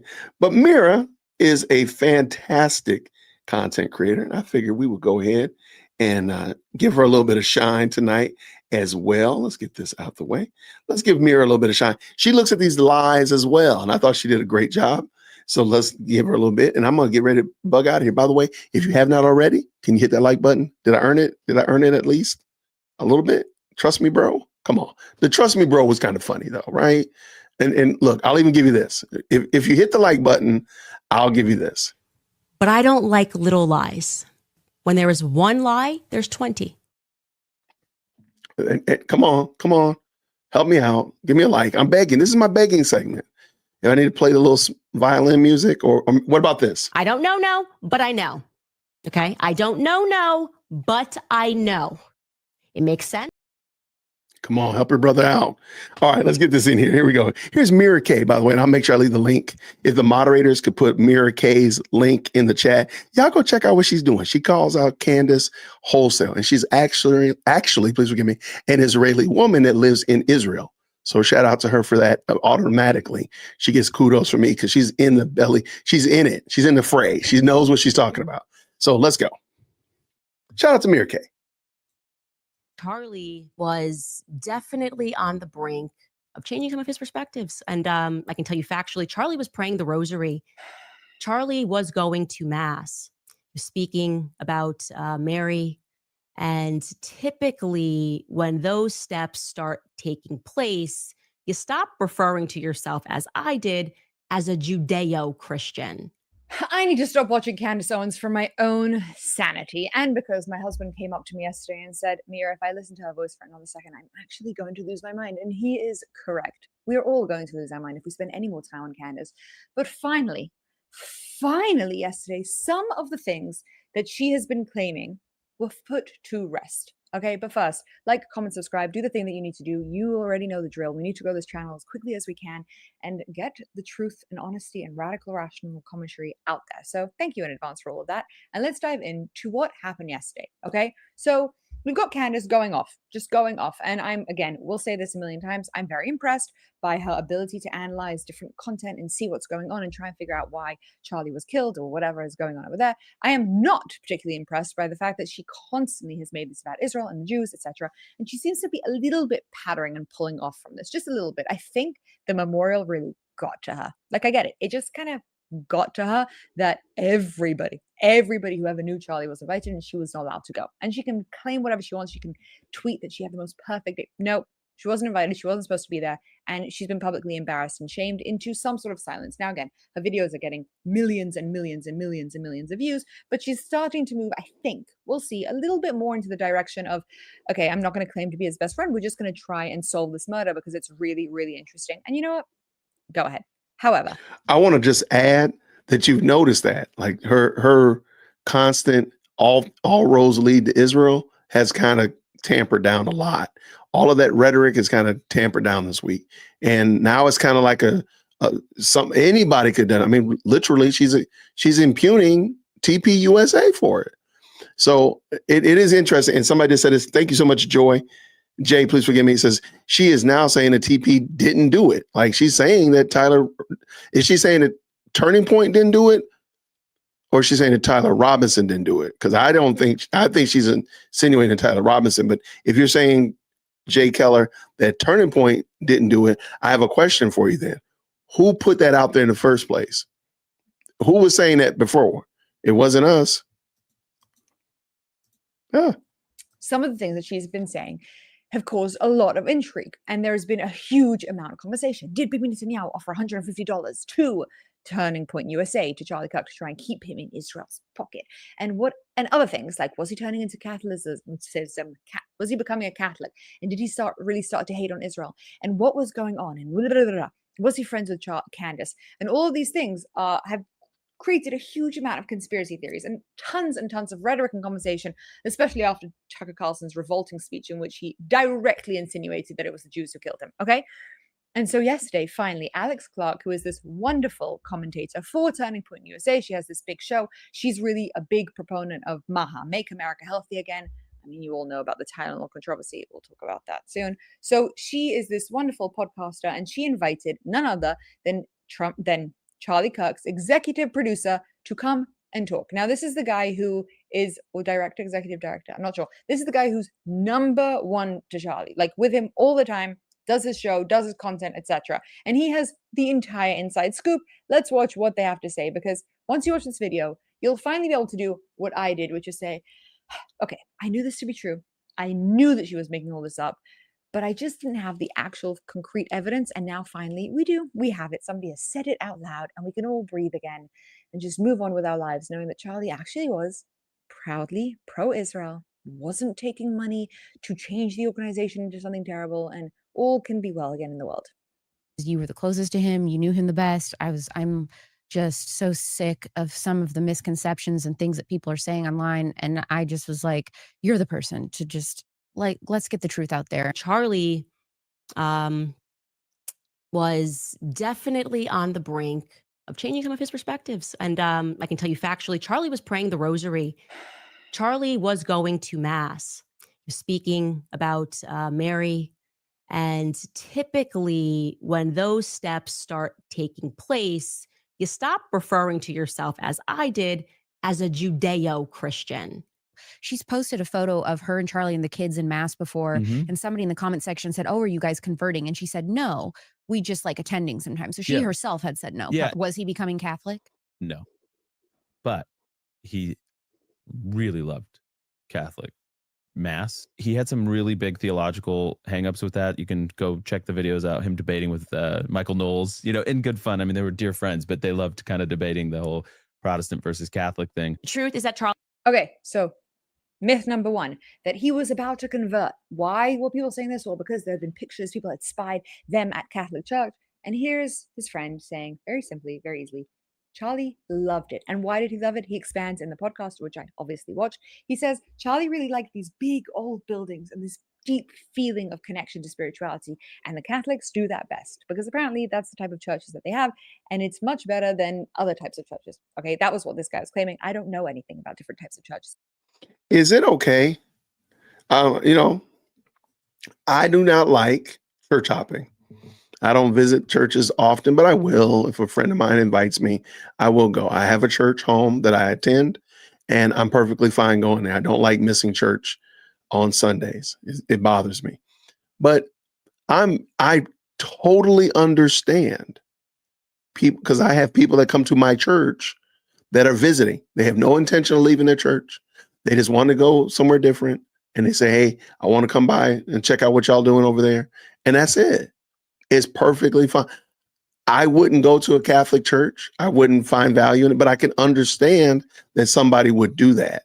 Why does that have to be so nefarious? And to say that Charlie's praying the rosary and he's considering Catholicism, ma'am, you are making some pretty grandiose claims. And again, this is the trust me, bro side of the ledger.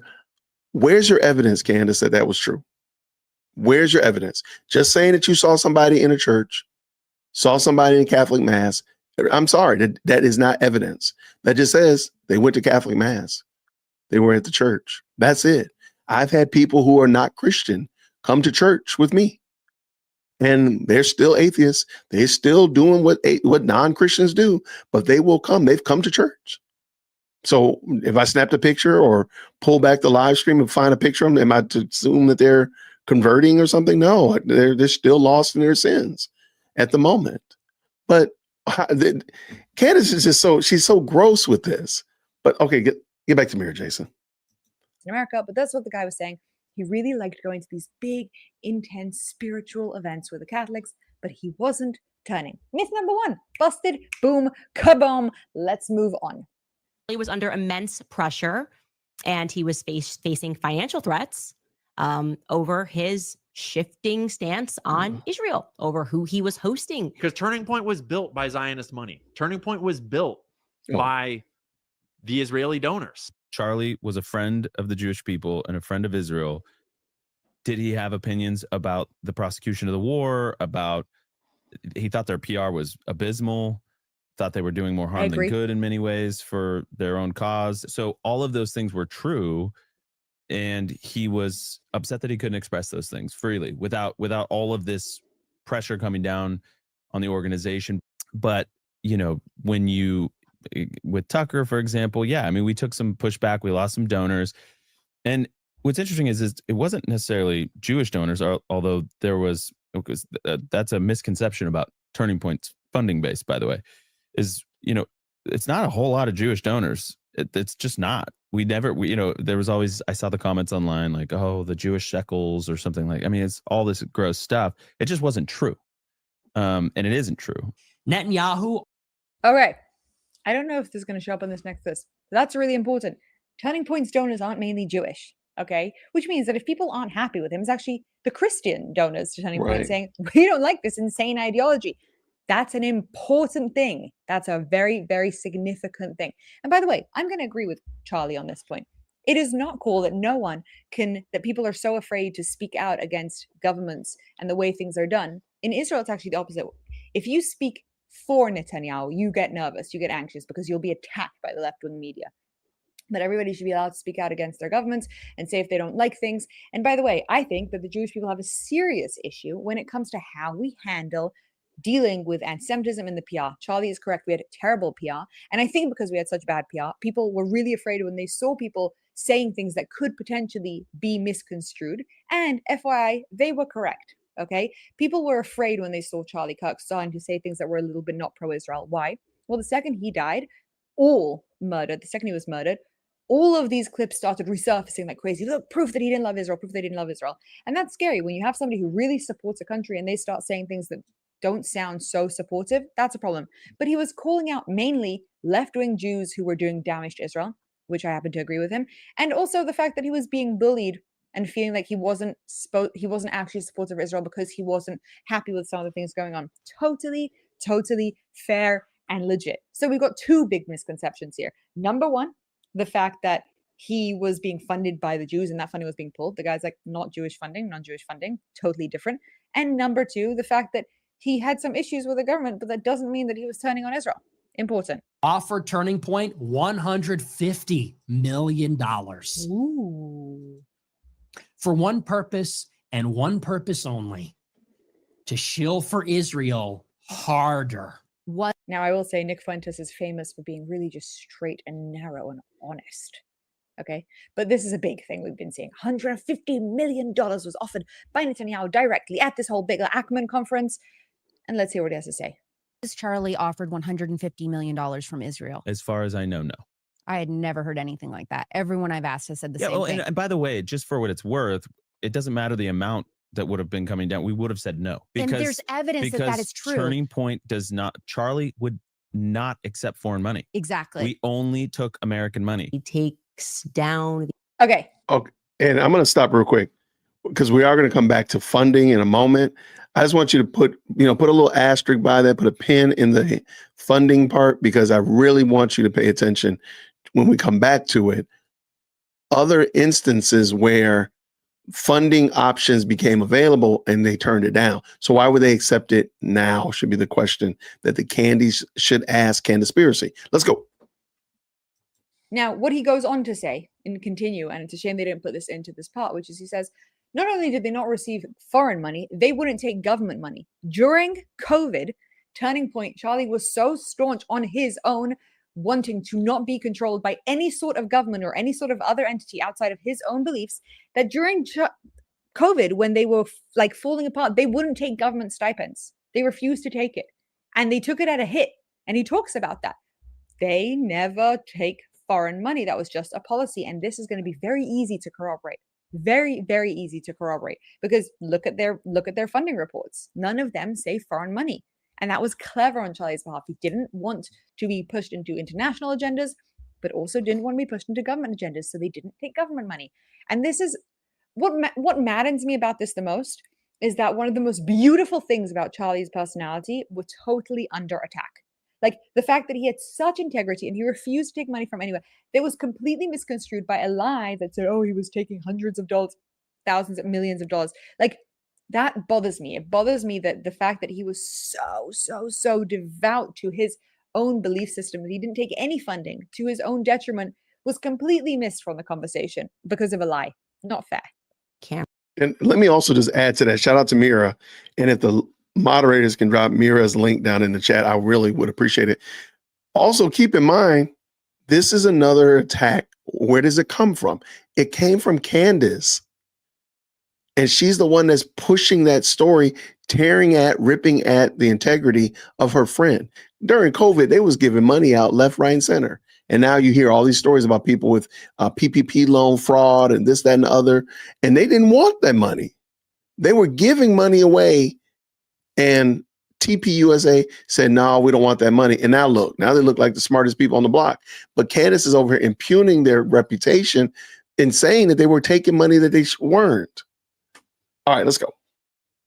That is directly above where Charlie was sitting and would be able to provide, therefore, a lot of insight. And then you can see he kind of sits the camera onto the desk, and it looks like he removes the SIM card from it, or the SD card. Why did our team start taking down cameras immediately? That was because even in the shock, there was an understanding that the proximity of those cameras were going to be evidence, and they wanted to make sure they didn't get stolen out of the cameras.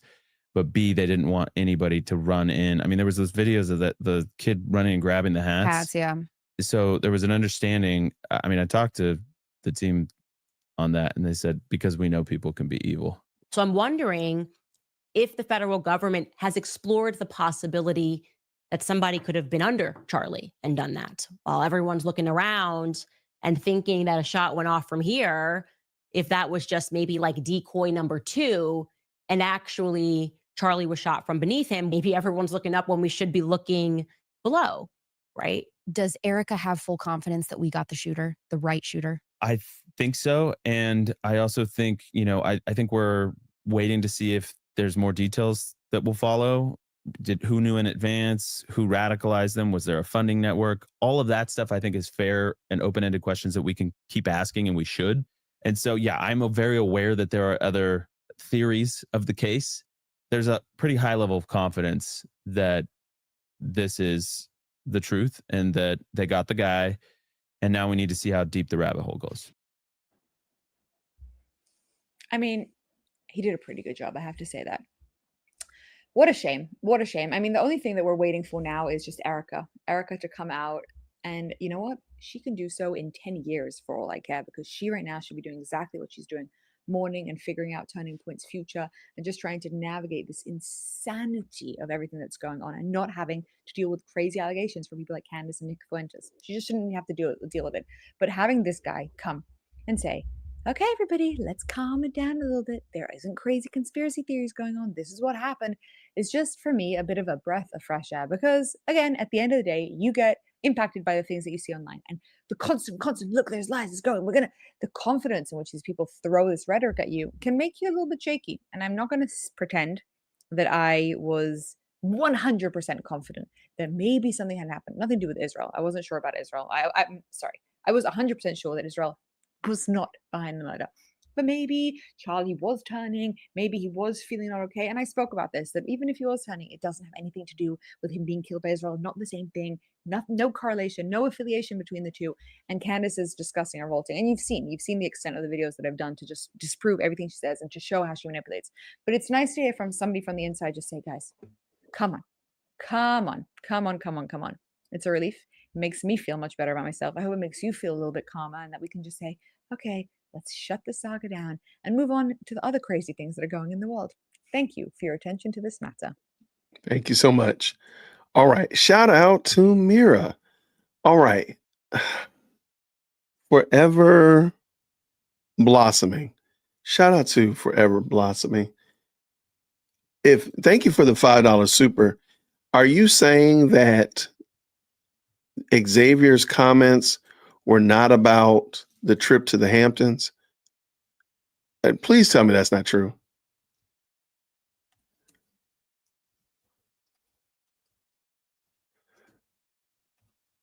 Please tell me that's not true. Where is he?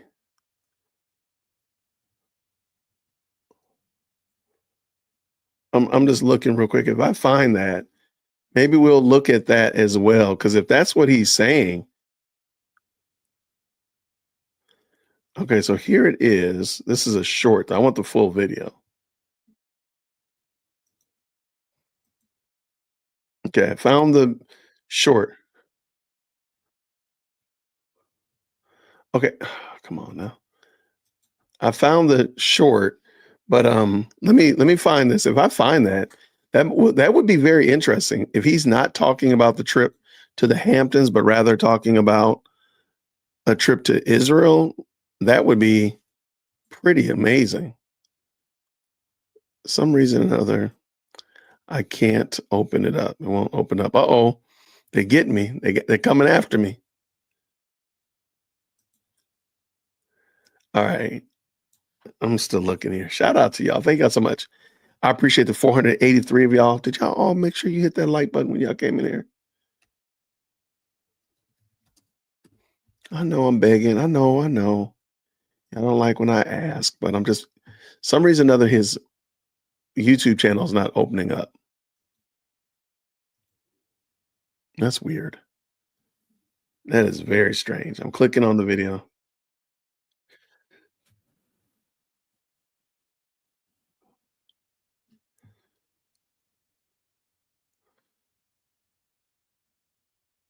Okay, this looks like, okay, it looks like I found it.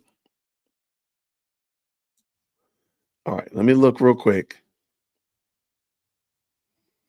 And what I'm going to do very quickly, I found the video, and I'm just going to do a quick search real quick and see if. Okay, so he's talking about the Hampton conspiracy. Okay, let's see. What did he say? He said slaughtered, right? What was the word he used? All right.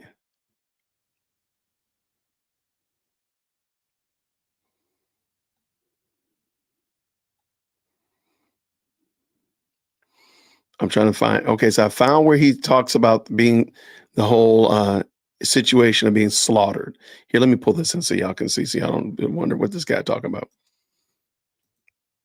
Okay, so just in case you want to know, if you see a YouTube video that you like, what you can do is go down into the description of the video, and then there's this thing called transcript right here. And you click on where it says show transcript.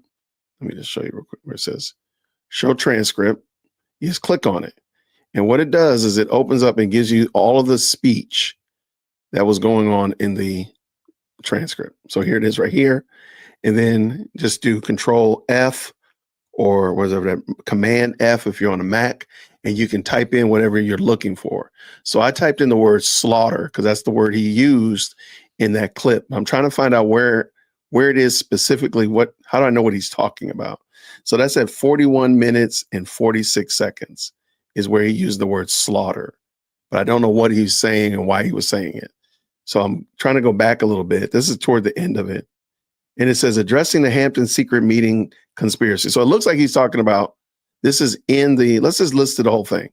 It's only 15, a little under 15 minutes. So let me just speed up just a little bit. Shout out to respectfully Xavier. All right, let's go. Let's go. All right, green hearts in the chat when y'all can hear. Let's go. But Charlie's death, of course, has led to a lot of suspicion of foul play around it. And I don't question that part at all. I definitely think that there was a group effort into this because there's way too many details about it that are suspicious. There's other pages and accounts that you can check out for that. I'm not going to get into all that right now because I'm not the FBI. But the way some of you get on the internet to cosplay the FBI is quite disgusting. You can't blame Israel for everything. You sound insane. And like there's a literal parasite in your brain that is wearing a kippah. You need to get a job. You need to get a life. You need to get a soul. Because the people who took this, that took Charlie's murder as a way to further their career or as a way to further their political agenda or to maximize their paywall, you're disgusting. Absolutely disgusting. Whether you're on the far left or the far right or the... He is throwing a lot of shade at Candace. Shout out to Xavier. He's throwing a lot of shade at her. If you know, you know, but he's throwing a lot of shade at her. Left or the right. I'm quite disgusted by it. And the people coming up with these conspiracies, yeah, turn over every stone. Look into everything. There's people questioning if it was the back camera, if there was something on the ground, was it from the side? I get it. I get it. But let the FBI cook. Keep asking questions, but ask smart ones. Ask ones that actually make sense. But I have to sit here and address this stupid narrative about the Hampton scandal that I've been given absolute hell about. That while I'm in the middle of grieving on vacation, I'm having my phone blown up every time I turn it back on, to the point where I would just keep my phone off for hours at a time, about this allegation that there was some foul play while some influencers and I were in the Hamptons. So I'm going to play this clip that gives a gist of what the allegation is. And really, there's a whole hit piece article about it that don't even look it up. Don't even give these people revenue. Here's the clip.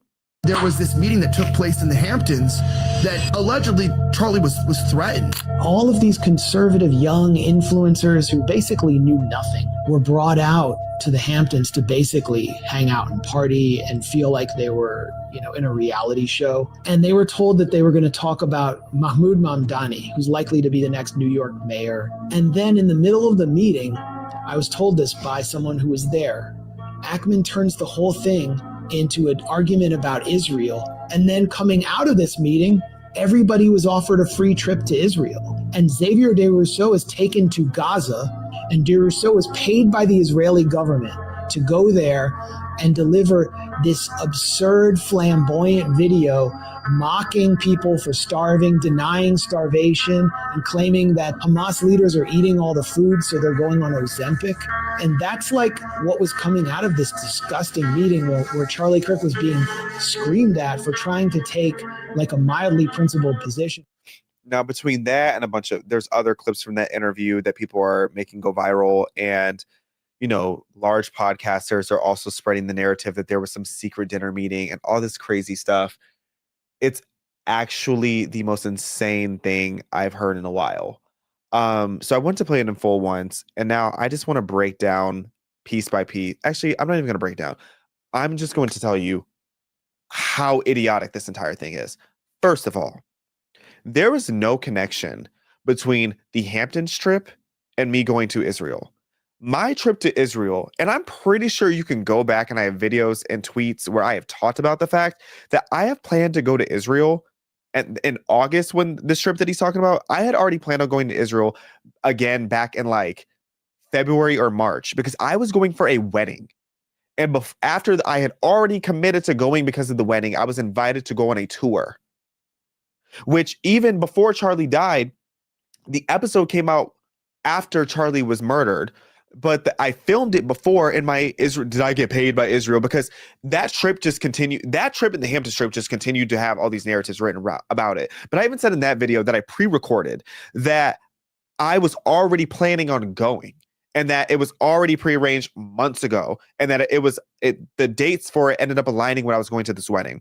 The Gaza trip and the Israel trip were completely different. The Israel tour was a certain amount of dates. Then on the last day of that tour, I skipped it to go to a wedding. The day after that, my last day in Israel, which was going to be a free day, I was invited by some friends that I had there that were in the military, or actually not in the military, but they do something over there. I don't even know. I don't even know what these people's title are. Everybody in Israel is just doing something. But a couple people over there invited me to go to Gaza to see what was happening with the humanitarian aid. And why did they invite me? Because when I was sitting down with some of the journalists and leaders and politicians and the different people that I had the privilege of meeting there, I was asking the questions that Americans were asking. I wanted to know, why are people starving? What's happening with the aid? And then they were like, we are actually working on putting together a trip. If we can do this tomorrow, do you want to go to Gaza to see what's happening over there?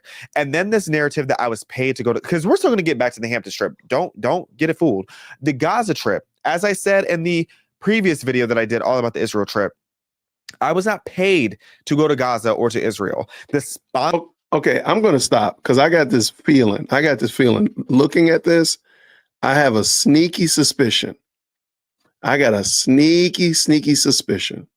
He is about to say, the reason while I was in Israel, I did not give my locations because I did not want to get slaughtered. And we just heard Candace say that that was in the Hamptons. I have a sneaky suspicion that's what he's about to say. Again, I'm putting the request out there to the Candies. If that man says that and you still rock with Candace Owens, that's your fault. You are aiding and abetting a gossiper. You are aiding and abetting somebody who is directly, intentionally defaming other people and really Christians. That's nasty work, y'all. That is some nasty work. I believe that's what he's about to say. Okay, I had to calm down because I'm like, I know what he's about to say. It. Sponsored element of it, or my flight was paid for the Israel tour, because I went on a tour, and pretty much it was just because they are, every country does that. They bring influencers and creators over to see the country, to promote tourism, all of that. What about me? The Gaza tour, the only reason that the humanitarian aid was considered sponsored is because they paid for the bus right there. So this guy who's out here making slanderous lies, let's debunk that part first. Now back to the main topic at hand, the Hamptons trip. The Hamptons lie is actually insane. So first of all, no, Charlie Kirk and Bill, no, actually, let me back up because I'm just even getting frustrated talking about this because it's so stupid. How the Hamptons came about. In July, I was hit up by Turning Point staff that said, hey, we are thinking to put together a couple dozen influencers. We want to see if you would be interested in going. What it was about was Charlie Kirk, who, as I've said many, many times, wanted to help rise up some of the up and coming creators and the people that could potentially start doing campus tours. Some of the people that he thought had the it factor, some of the people who he thought could start working with Turning Point in new capacities or doing their own. He wanted to create a bunch of different Charlies so that he didn't have to be the only one doing these campus tours, because he knew how impactful it was. So he invited myself and I saw somewhere 35, I thought it was like 25, somewhere around 30. He invited a bunch of creators out there, and we went there and we had a range of topics. It was called Save the West. Bill Ackman was the surprise guest, and Bill Ackman, I believe, funded it. That was never confirmed for me, but I believe he funded it. I assume he did. But Bill Ackman was the surprise guest. If you don't know who Bill Ackman is, he's a multi-billionaire. I think he's worth at least $10 billion. He's a big hedge fund guy who's very vocal about Israel and politics and conservative values. Has like 1.8 million on Twitter. He's a well-known name in many different sectors. So we got to sit down with him.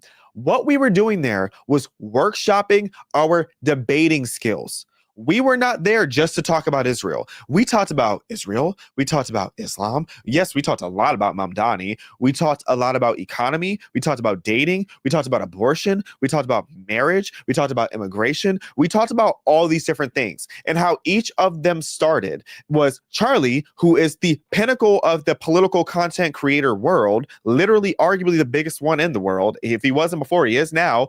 He would say something provocative, After he would say a provocative statement, he would be like, what do you guys think about this? And then all the creators in here who are all known for having something to say, we all had something to say. So we had discourse, and some of the discourse got a little heated. I'm not talking screaming, but like, you know, it got a little intense. We were having back and forth discourse. But after each topic, we're just like, oh, okay, cool. This is what we do. We debate. We converse. We have discourse. After that, we had dinner at night, and we were all laughing and drinking wine and having a good time. That's what it was. It was like 36 hours in the Hamptons. It wasn't even like a full 2 days, I don't believe. It was like 36 hours there, maybe 48, where we sat there, we had workshops, and we talked about various topics. Bill Ackman, I could be wrong on this, but I don't even think Bill Ackman was in there when we talked about Israel. Bill Ackman, the sessions he led the economic section, and he joined in during the marriage and dating portion. Those were the only 2 sections where he spoke. For most of it, he wasn't even in the room. He was enjoying his time in Bridgehampton. So this idea that Charlie Kirk and Bill Ackman started fighting in a room full of content creators who would have loved nothing more to get that on camera, you're insane. Absolutely insane. And then you have the people who are trying to go and say that, oh, then why was the meeting so secretive? The photos were already on my Instagram. The reason we didn't post that in the real time was because of safety. Do you know how many people would have loved to come and slaughter that whole hotel? So no, after the... Okay, so he does say that about the Hamptons. It's not about Israel. Okay, shout out. meeting was over, we went and we posted photos. And out of confidentiality of all of us debating, we didn't record the sessions out of respect for each other. What is abnormal about that? Nothing. Exactly. We were workshopping our debating skills, led by Charlie Kirk. And then people are taking things out of context because there was like in the article, the hit piece that came out, it talks about how Charlie raised up his phone and had written on Twitter, and he said something like, BB needs to resign or something like that. And he goes, what would happen if I do this? There was discourse, and then there was one woman who sat in the back who said, if you do that, you're indirectly going to empower Hamas. And then Charlie was like, see, you have to stop saying like that. He was saying that when you are debating about Israel, you need to stop doing it emotionally. You need to do it logically and factually. Otherwise, you lose the debate. He said it is moral blackmail if you say that somebody saying that a politician is bad, that you're then empowering a terrorist organization. Fair argument. Fair argument. And there were even things that Charlie didn't even necessarily disagree, or he didn't even necessarily agree with or disagree with. Either way, he would just push back on each of us, no matter what the conversation was about. That's what we were there doing. So no, it wasn't this situation of, oh, we were sitting around and having, some people even sat and called it an intervention for Charlie. You think Charlie Kirk flew out a bunch of content creators for an intervention when he has a wife at home? When he has senior staff at home, when he has God? You really think that Charlie Kirk funded or led for the funding of his own intervention? Are you insane? How stupid do you have to be to even think that? And the reason I'm so frustrated about this is because I've been put through hell because of this. The amount of people who have blown up my line and the hit pieces that have coming out, insane and disrespectful and disgusting that you would sit here and take this dead man's legacy and taint it by trying to make it seem like a harmless meeting we had in the Hamptons over a month ago had any connection to his death. And then you want to say that we all got free tickets to Israel because we went and bombarded Charlie about not being pro-Israel enough? Charlie was a Zionist down. Yeah, he had his criticisms of Israel. Who doesn't? People in Israel do too. So no, it was never this intervention to try to get at Charlie Kirk. That's insane. You're delusional. And every single person that's spreading that lie should feel disgusted by yourself. And most of the people who are spreading it, they slowed down for the most part on it because they realized they sounded stupid. Say her name. But where's the apology at? Where's the apology that while people are grieving and emotional about the fact that Charlie Kirk just got murdered in front of a crowd full of people and all over the internet, there's no apology that you just tried to pinpoint people like me and my influencer friends for his death? Are you insane? A guy that was mentoring us, you want to sit there and say that we're accountable for that? Disgusting. Absolutely disgusting. And then there's the side narrative. Wow. Where people are saying that there was because first it wasn't enough to say that, oh, during the debates that we were having that we were bombarding Charlie. Then it became, oh, there was actually a secret dinner. No, the hell there was not. What secret dinner? If Bill Ackman and Charlie Kirk ever got into an argument, it wasn't in front of any of the influencers because we were all together pretty much the entire time.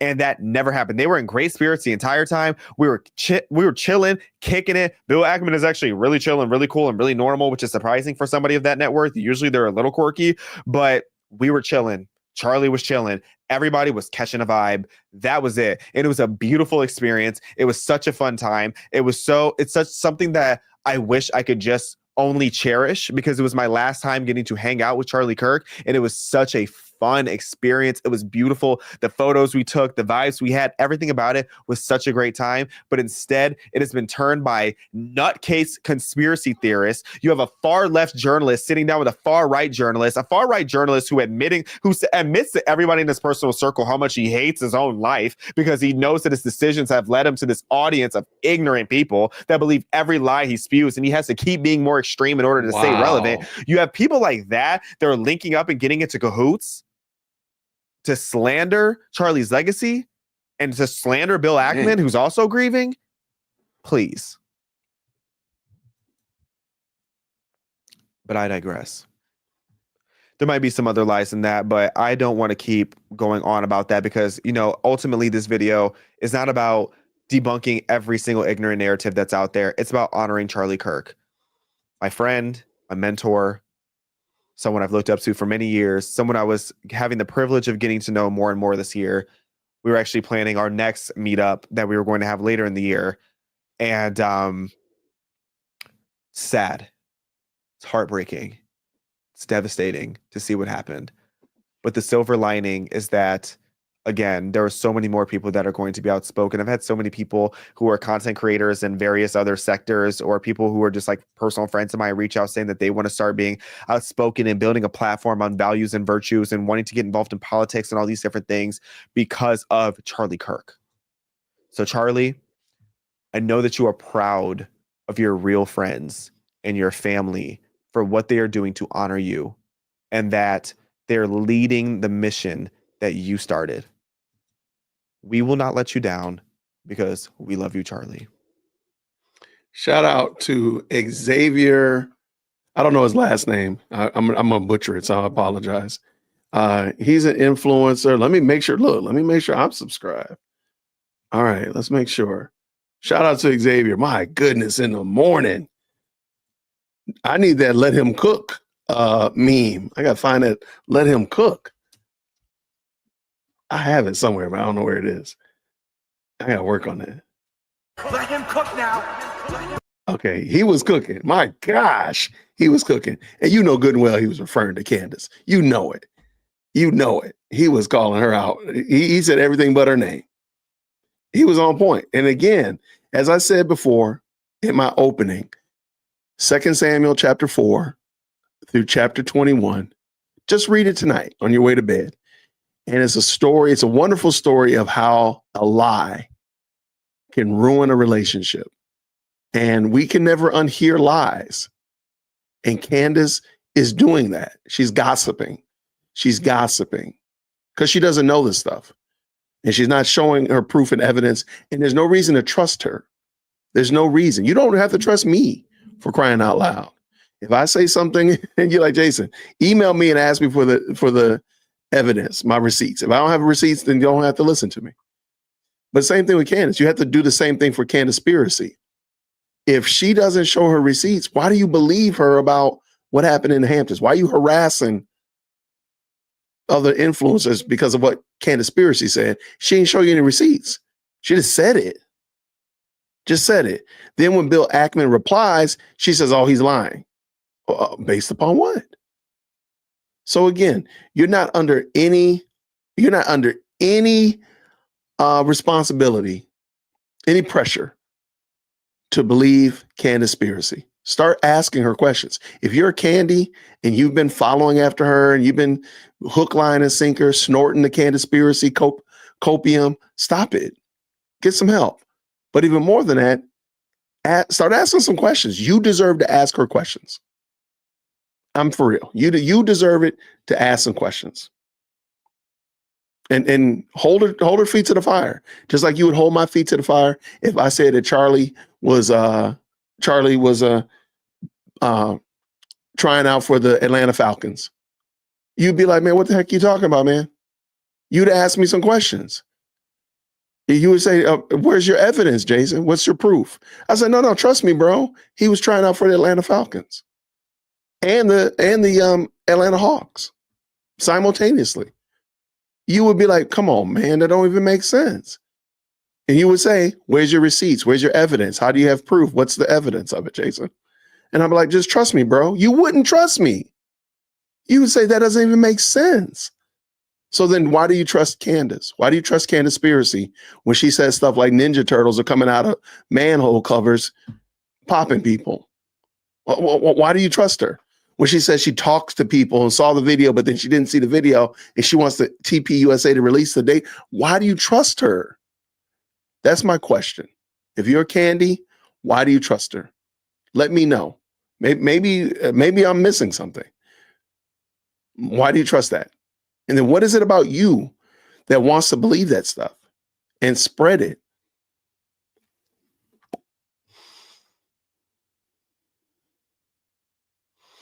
Wait, did she take down the B episode? No way. No, that B episode was fire, man.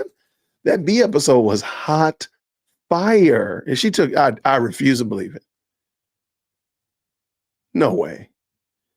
That B episode that thing was hot fire. That thing was great. Was it this way here? I think it's right here. Hey, Erica Kirk, man. No, it's here. It's still up. It's still up, little bluebird.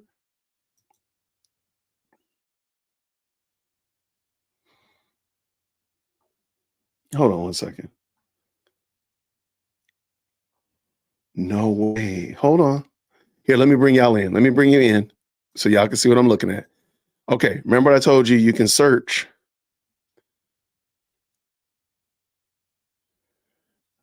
Hold on.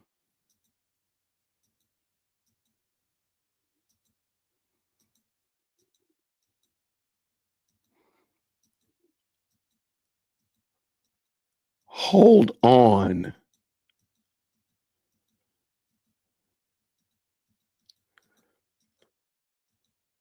Hold on. Y'all, I think she did. Hive. School. Y'all. Okay. All right. Look, I'm doing this in real time, y'all. You can edit your YouTube videos that are up already. She removed the whole comment about bees. Come on. No way. No way. No way. She said homeschool. She said the word homeschool in that video. It's not here. Yo, she removed it. Hold on. Wait.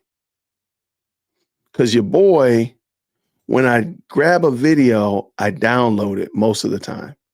Hold on. I think I still have this video. I might have. Okay, so this is an hour and 20 seconds. Hold on. She removed the video, y'all. That is some low tier. That's Saturday school, no class. She removed the video. I have it too. I know I have a copy of it because I edited it. Wow, y'all. She got my whole Southern coming out.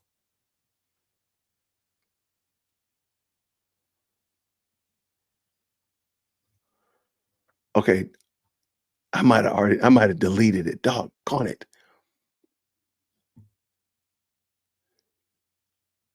I don't have my copy of it.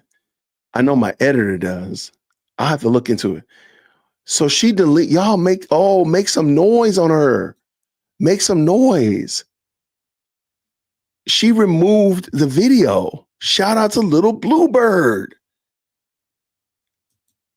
Hold on. She removed the whole conversation about the bird because she's wearing the jacket, right? Y'all, that's some grade A grime right there. That's some grass-fed, country-fed grime right there, y'all. Hold on. Y'all see your boy right there. All right, where's that video from yesterday? All right, hold on 1 second. 1 second, make your boy right. Okay, here we go.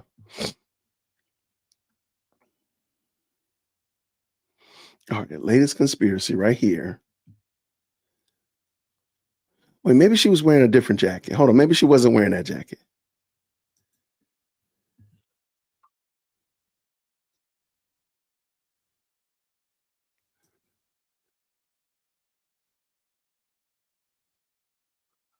Okay, I think it. Hold on, y'all. Hold on 1 second. I don't think that's the video. It looks like it's the one where she's wearing the yellow top. Okay, let me go back to her page. I think she's wearing the yellow top. All right, let's go back here. Let's bring us back in together. All right, together. Okay. All right. So real quick, I think she's wearing this yellow top. So let's go here. So it's right here, not the orange one. It's the yellow one. All right. Still did not dissipate. Okay. I understood the imminent doom that I felt that was almost crippling. Okay, was here it is. clearly Yeah. related to that event.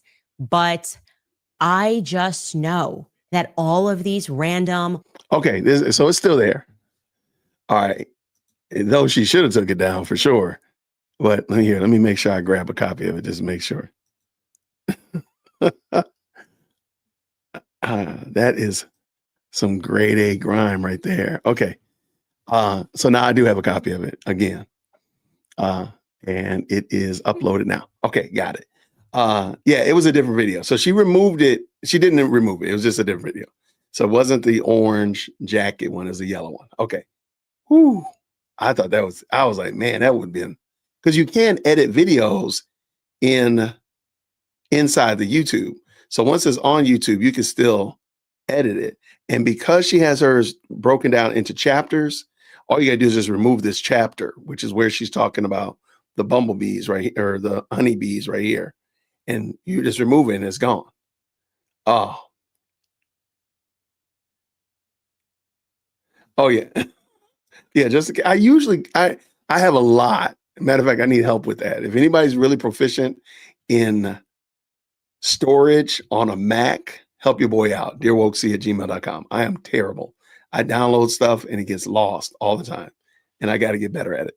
Okay. So anyway, but yeah, that was man, you had me up there all hot and bothered. You should hit the like button just because you stressed me out like that. And put some bees in the chat.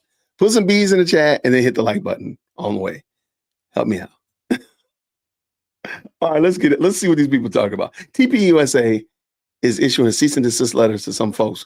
Won't be long before Candace receives her. I agree 1000%. And she's going to be a martyr. She's going to say they're being mean to me, blah, blah, blah. What are they trying to hide?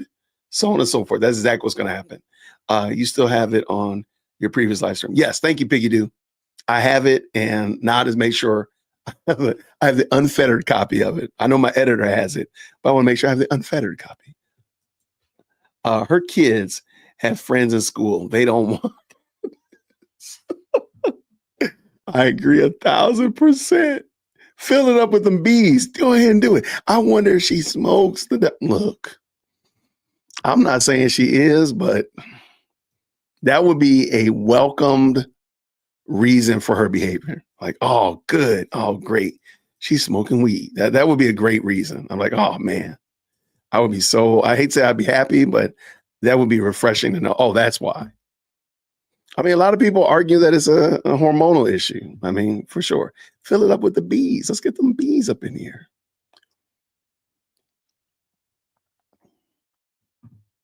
You didn't see it on TT. What do you mean? On the net, on Twitter, on the Twitter. Yeah, it would have been, now I think about it, it would have been bad business for her to try to take it down, because there's some people who are on her bumper on Twitter. They are on her bumper. No question about it. They would have been, man, if she had took that down, oh my gosh, that's all they're waiting for. That's all they're waiting for. If you think I'm bad, she catching it like all over the place on Twitter. The bees. John Henry, thank you so much. All right. She is still in Blexic. She will get kicked out of that before that happens. So watch to see when she is removed from Blexic, and you will know it's coming. I thought she was removed. I didn't think she was still a part of it, though. I thought she was still like a founder, because looking on Blexic's website, it just says they're founders. Like her and Tatum are founders, but I didn't get that she was actually involved in it.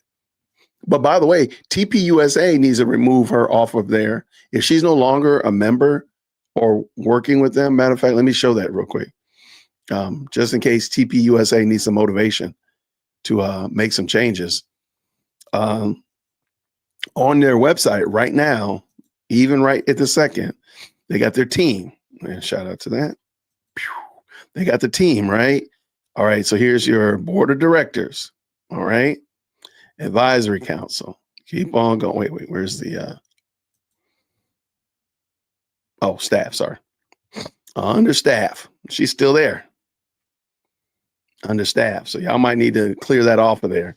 If she's not still chair of Blexic. If she's still not the chair of Blexic, then y'all might need to remove her off of there. Because that's definitely confusing. Because I've had people in my chat saying, well, she's still on the board. She still works for Turning Point. Like, I don't know how you get that, man. The best live show on the internet does not agree. He's throwing shade at Candaspiracy. She deserves every bit of it. Turn the page. You're 1,000% correct. I'm so disgusted in Candaspiracy.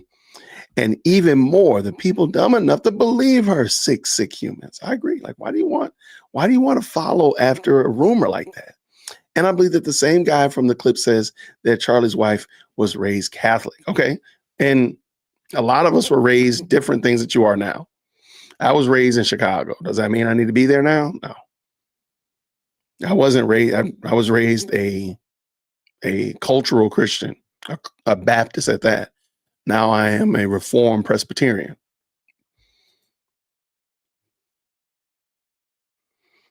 Utah Major League Baseball. What? Hold on. Utah's Major League Baseball team is called the Bees.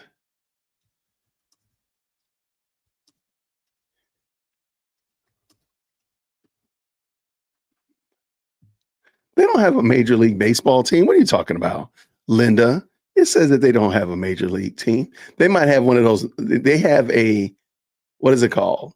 It's called the Big League Utah. There it is. It's not a Major League team because Major League is like, the Braves and Dodgers, the Mets. But they have a minor league team. We have those here in Atlanta as well, in Georgia as well. And they're called the Bees. You're correct, but they're not a Major League team. It's like an exposition team. Expedition team. It's like a show team. Like a famous one is like the Savannah Bananas here in Savannah, Georgia. They are hilarious, by the way. So shout out to that for sure. She should move to England. I mean, she should. Oh, on TikTok. I got you. Thank you, love. She might have took it down off of TikTok. That makes sense. Imagine the side-by-side videos they could clip with that. Yeah, if she remove that, oh my goodness. It's not TikTok. It's not on TikTok is what I'm referring to. I got you. No problem, little bird. You just want your boy to get all energized. And you know what? I appreciate that. I appreciate the energy. It was a hexagon comment too. Like, has she ever seen a honeycomb before? For the life of me, I did not understand that. And she was really, that's what I'm saying. Go back to Miss TLC3. That's what I mean. Like, she says something so confidently that she even make you start wondering, like, okay, the bees are in on it. It's a conspiracy with the bees because she's so confident about stuff. And you're like, wait, hold on. A hexagon? That's the shape of a honeycomb. That don't even make sense. Oh, I love Storybox. I am a subscriber to Storybox as well. And I usually check him out once or twice a week as well. So does BB like bees is the question Susie Q is asking. I don't know, but I think it's probably something. I like that's hilarious. Jason Witt rocks. I see what you did there. I see what you did there, Tom. Oh, thank you, Michelle. I appreciate it. Thank you, love. Lots of bees in the lots of Candia. Erica was born Catholic, but Protestant now. Right. Like I don't. What is the? Okay. How about this? How about this one? How about this one? Okay, fine. I'm not trying to be funny. Fine. Charlie Kirk was converting to Catholicism. Next week, he was going to get baptized into the Catholic faith. What does that do with any? Okay, what does that mean as it relates to him being deleted, his assassination? Nothing. Sure, it's going to probably cause some problems with Turning Point, but now we don't know because it didn't happen. So why do we? I think we need to be careful pushing things that we can't verify. We can't verify that he was going to convert to Catholicism. You know what? I could start this rumor that Charlie Kirk was about to move to Atlanta, Georgia, move 2 doors down from me here in Whitaker Park, and he was going to become a Presbyterian and join my church. There you go. I could say that. He was going to move down here. I could find a blonde woman that kind of looks like Erica and say, I saw her at the Kroger. She was shopping to see if she could find some good foods when they moved down here to Whitaker Park, 2 doors down from me. Can you prove it? Can you prove that I'm wrong? That I made that up? Well, besides the fact I just said I made it up, but you don't got my point. I think we should be careful with that. I don't think we should just, if it's not verifiable and we don't have any, like, what would it mean? What stops us from saying he was going to convert to Islam? I mean, following this logical claim, Muslims could say, oh, he was about to start banging his head on the floor 5 times a day. And there's no way to verify that truth claim. So I don't think we should do that. In my opinion, I would steer clear of it. Stick with what we know. We know that at the current moment, he was a confessing evangelical, proclaiming the gospel of Jesus Christ. There we go. And Christ alone, no Jesus plus. So Candace, okay, Candace, show and prove. She says she knows it. So can she show us evidence to that? Because otherwise there's no reason to believe what she said. You're only trusting one witness. Scripture tells us not to do that. She's going after Erica now. I don't doubt that. I told you next Tuesday she's gonna say that Erica put a hit out on him. I'm telling you. If not by next Friday, I'll just be gracious by next Friday. But next Tuesday, I won't be surprised. Tatum is disgusted with her. He won't say her name though. Okay, well, that's on Brandon. I've never actually engaged with Brandon personally. I've talked about some of his videos and some of his takes, but he needs to, he's going to say what he's going to say. He's going to do it. But, technically Xavier didn't say her name either. Now he said everything but her name, but and we know who he's talking about, but he didn't say her name either. What do we got here? She will eventually get Al Sharpton and those loose cannons involved in that they ask her to cease. That's probably true. She'll probably make because I do believe that Candace is a liberal. I don't believe that she's a conservative. I think she's just said the right things as a conservative. Because look at how she's fighting now. What she's doing now is not the way that conservatives tackle problems. So what caused you to change? And a lot of people have been saying it in the best live chat and the most electrifying comment section. The sentence starts like this. I used to follow Candace. What happened to her?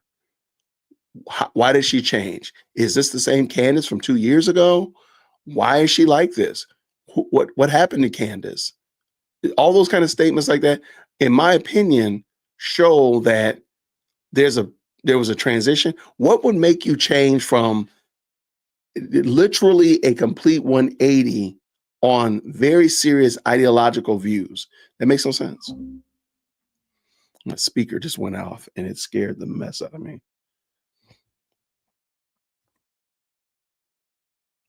All right, good family reunion going on here. Like I said earlier, Candaspiracy needs to take a long winter's nap. She needs to go somewhere, sit down. That's for sure. But you know what? Hey, the Macron's about to probably give her a little bit of headache. So maybe she's trying to make some more money to get herself ready for her lawsuit. I don't know. People get analytical when they smoke. Nah, she's just being evil. I like that. You know, that is true. People I know that they do start waxing eloquently. You're right. Mr. Tatum, he mad. Okay. Well, be mad enough to tell her to stop. They read your emails. Who read my emails? Somebody read mine? I hope not, because I sent my kids recipes earlier. How many conspiracies can there be? I like how you did that. She is no longer Catholic. She is Christian. Thank you so much. I don't understand, but even if she were, like, okay, fine. What does that mean? What she's doing is horrible. I don't like horrible people. I don't hate her, and nobody.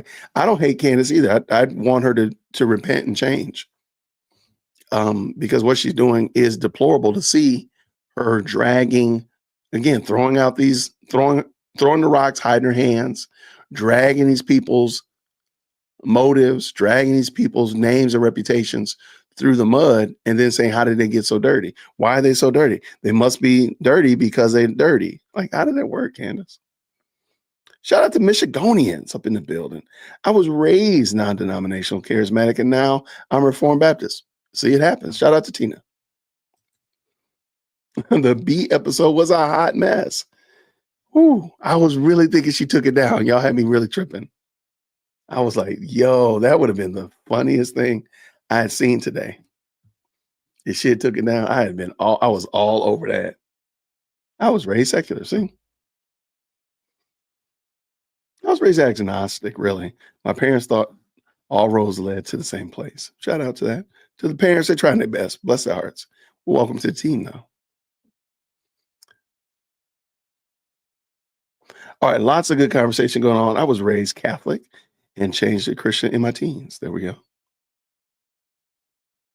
No, she did not remove it. I apologize. It was on me. I thought I found it, but I was wrong. But boy, that would have been crazy town. That would have been crazy work.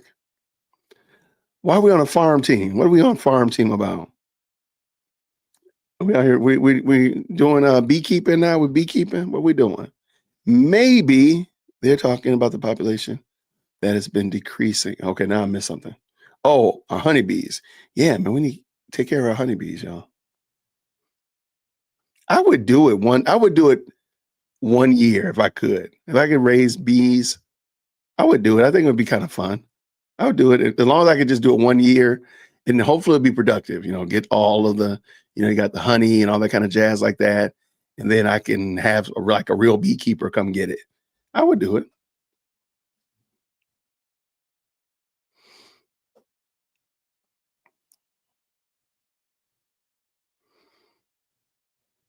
Oh, that was the guy I was talking about, Storybox. Yeah, Storybox is a fantastic content creator. He's in Australia, I think. He's in Australia, and he's been riding on Candace's bumper too. I love it, man. I love it, man. There's lots of room to ride on her bumper. All right.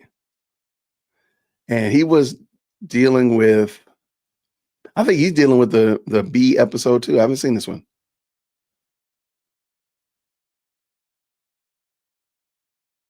I want to watch it real quick. And if y'all make sure you hit the like button. We got these likes up. These likes are popping. We'll do that real quick and I'll get up out of here. Oh man, we got them likes is looking nice. Shout out to the likes. 755. Let's do that. Look here. Storybox is a great content creator. He's got about 104 subscribers. I've already subscribed to his channel. Let me bring him in so y'all can see him. Introduce you to Storybox. I don't know the story behind the name Storybox, so don't hold that against me, please. All right, Storybox is in the building. Shout out to him. All right, let's roll this back a little bit. Let's go. Guys, I have a confession to make. I don't know, but I know. I don't know things, but I do know things. And trust me when I say I don't know things, but I do know things. That is Candace Owens' new favorite phrase, that she doesn't know things, but she tells everyone that she knows everything under the face of the bloody earth. So we're just going to have to follow her, ladies and gentlemen, because she claims she is the arbiter of truth or the authority of truth, because what Candace Owens says must mean that it must go, right? Because she doesn't know, but she knows. I don't know how that exactly works, but she seems to think that it does work for her. So therefore, everyone has to go along with it, even though she doesn't know jack all. Now, what I've been seeing the last couple of weeks has been truly horrible. Truly something horrendous has been going on in this woman's brain. She seemed to think that she is pretty much taking over the Fed's investigation over the murder of Charlie Kirk. And she is pushing these dangerous lies and dangerous conspiracy theories. Every single day, I'm having to make a video. I don't want to have to make a video of Candace Owens and the next dumb thing she said that is easily refutable with facts, logic, reason, rationale. It is so easy to do that I'm very concerned about her fans, her audience members. And what I saw yesterday is proving just how crazy not only Candace is, but how crazy her fans are also getting. In fact, I think her fans are even crazier than she is, believe it or not. Like birds of a feather flock together and whatnot, right? So her fans are following a crazy dingbat like Candace Owens because she's saying very provocative things, because she's pushing lots of conspiracy theories, and her fans are going, I love this woman. She is speaking what is in my brain, and I can't actually say it on a large scale. But you know what? I'm going to follow her, and I'm going to push her message far and wide as well, which is actually really dangerous. This woman, look, this woman has got issues. She is a shock jock. She is a liar, and she is pushing harmful and dangerous rhetoric. What I'm doing, in case many of you are wondering, Jay, aren't you just doing the same thing that she's doing? No, what I'm doing is I'm calling out all of the lies that she is pushing to the forefront, that hopefully people that watch her can realize, you know what? There's this guy named Jay Phantom in Australia that actually has a little bit of common sense, and the truth is actually really important. Okay, we live in a day and age of freedom of speech, but that doesn't mean that you're free from accountability, right? It's our job as Christians and conservatives to be the actual arbiters of truth, to be the ones that push the truth to the forefront.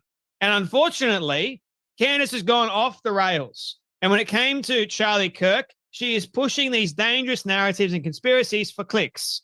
I'll get into what she said today, but before we do that, this goes to show you how crazy her fans are, because her fans are now starting to accuse Erica Kirk of killing her husband, Charlie Kirk. Yes, you heard me correctly. Here we go. Patriot Princess. Candace, I trust you. I really do.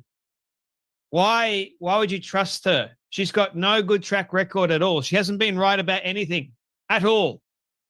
But Erica's demeanor, lack of tears, showmanship was off. I think we need to acknowledge that. I realize you're probably friends with her, but watching that felt inauthentic. Conspiracy theories are flying. I'm looking forward to where you take this in the days, weeks to come. So because Erica Kirk was showing herself strong during Charlie Kirk's memorial, her demeanor, lack of tears, man, are you for real? So what? She's supposed to break down and cry to millions of people. Is that what you wanted? She hasn't spent days before crying her eyes out. She's probably got nothing left, for goodness sake. She's probably shed more tears than you even care to think about, woman. Has that not crossed your brain? And let's also take into account real quick, if Erica Kirk, I don't want to leave that brother looking like that. If Erica Kirk had got on stage and broke down and just been total mess, black funeral, right? How many of you all would felt confident that she would be a good leader at Turning Point? See my point? Like, that's craziness. And just the idea, and I've seen other people say this. I did a video, went up earlier today about people besmirching the memorial and saying she wasn't crying, even though she was. Like, oh, she wasn't crying, so it wasn't authentic. This is off, whatever. Like that. Insane. Oh no, you're so insensitive. That's what I mean. These people are nuts. They don't think at all. Like this woman lost her person and she was crying. She's a strong woman, no doubt about that. But she's probably been crying a lot in private because that's what people do. You don't have to film yourself crying. That's what radical leftists do to gain attention. She ain't like that. So what you wanted her to shed tears, and she was emotional. She was emotional. Her speech was one of the best ones I've ever heard in a long time. Oh, we've got to acknowledge that her showmanship was off. I'm with you. All I've been saying since yesterday is either Charlie is alive and was on that small plane in UT, or he was sacrificed by those closest to him, including his wife and Turning Point. That got 17 likes.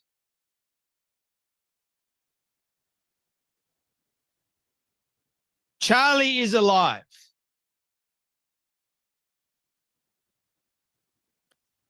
Now, I don't know about you, but I received a comment very similar to this saying, Jay, you have no proof, no evidence at all that Charlie is still alive or not dead.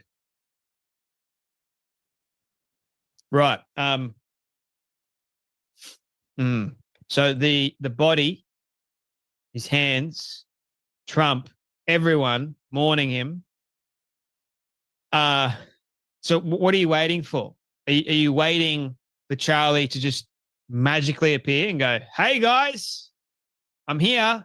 How about the 4K video that you can't actually fake? It's not like JFK, but you can't fake this kind of stuff. How about Frank Turek that saw him, his testimony, he was gone. No, don't trust it. Don't trust it. You guys are crazy and you need help. And Charlie's not here anymore. This is the outcropping. Shout out to Storybox, and I'll make sure if the moderators can make sure they drop the link down in here. This is the outcropping of spreading gossip and lies. They get worse. Oh, Charlie's alive for what? Really? Oh, Frank Turek lied. The ambulance driver lied. The guy driving the SUV lied. Everybody lied. For what? What would be the purpose of that? Makes no sense. He's with God. And to then blame his wife. That's sick.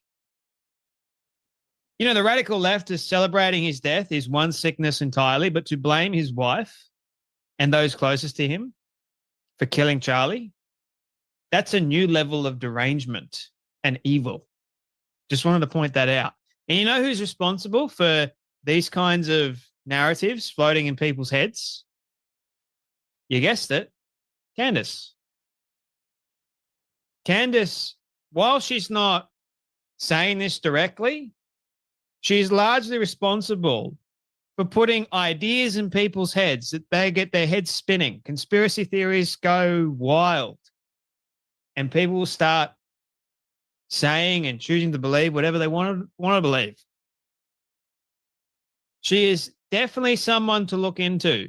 Just saying. Christ is King account.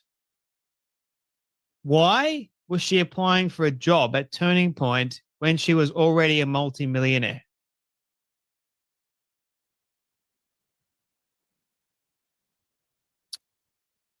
Why was she applying for a job at Turning Point? She wasn't applying for any job at all.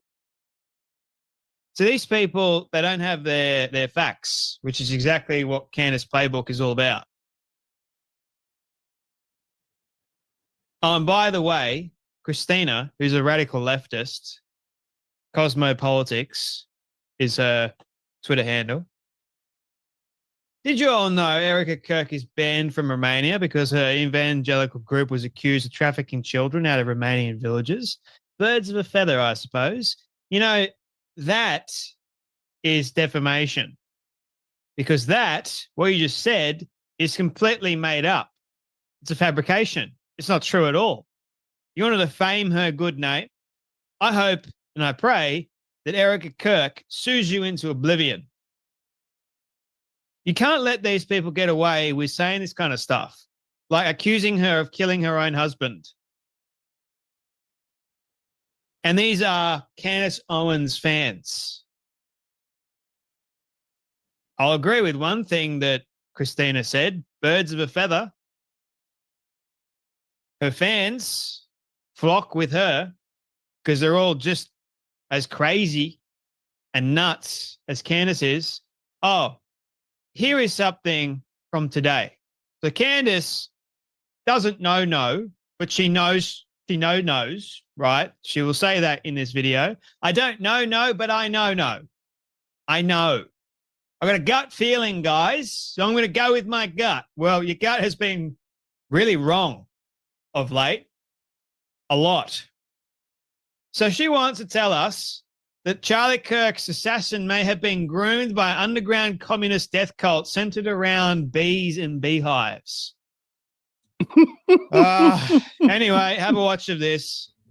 And I did just a cursory online search, and some messages I found, which were not written by a teacher at the school, but someone who was adjacent to some teachers at the school, gave me pause for concern. In fact, explicitly what it was a Polish underground symbol, like a Polish communist underground symbol that nobody would have recognized outside of people who know what it meant. And I just sort of went, okay, that's weird. I kept looking online, and strangely, I'm not kidding, and I'm going to show you these messages, I came across what looked to me like a bunch of people. Okay, just want to point out something real quick. I'm going to back it up just so you can hear her say it. She says she came across a website with the B symbol or whatever, the hexagon. She never shows you it. She could show you, she could pull up the website if she wanted to, but she's going to say, I'm going to show you the messages. And she never does. She never shows the messages. Now she shows a conversation with her sisters, but that doesn't mean anything. Those are just conversations with your sister, but she never shows the messages. Just something to think about. To some teachers at the school, gave me pause for concern. In fact, explicitly what it was a Polish underground symbol, like a Polish communist underground symbol that nobody would have recognized outside of people who know what it meant. And I just sort of went, okay, that's weird. I kept looking online, and strangely, I'm not kidding, and I'm going to show you these messages, I came across what looked to me like a bunch of people talking about bees. You're going, Candace, what do you, like literally bees, in a way that's the only way I can describe it. She was like, they were speaking about bees, but they weren't speaking about bees. It was very coded. And I'm going, am I going crazy? Or do you think that all these people are really actually, quote unquote, bee farmers, or saying that they farm bees? What is this lingo that I'm not understanding? Why do I feel like it's related to students? I didn't feel good about it at all. And I just sensed that we needed to get more involved, to go to the school, to ask about the process of hiring, to see if they needed more security. They were kind of giving up me the, So someone related to Miss Bumblebee, pun intended, is on a website, a Reddit post, a Twitter thread, something, and they're talking about beekeeping. And because that person, Miss Bumblebee at the school, liked the post or commented on the post or somehow or another was tied to the post, she chooses to go to the school and start asking the teachers and the administration, rather, how do they go about hiring their staff? Okay. Why do y'all follow this woman?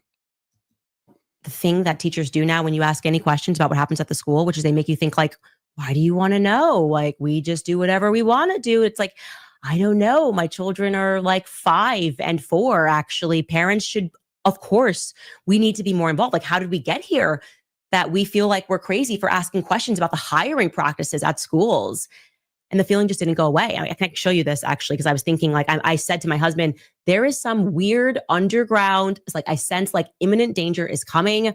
And for some reason, I feel like there is an underground that has emerged at schools, and it's like related to bees. That's what I said. And I messaged multiple people about this, my sister. Here are a couple of more text messages to other people. You can look at the time frame here. This is 8:30, August 30th. This is September 1st when we went off air. September 2nd, we were off air. And I started talking about people that were discussing bees in a way that didn't make sense. I'm like, I don't know if this is drugs. I don't know what it is, but it's weird.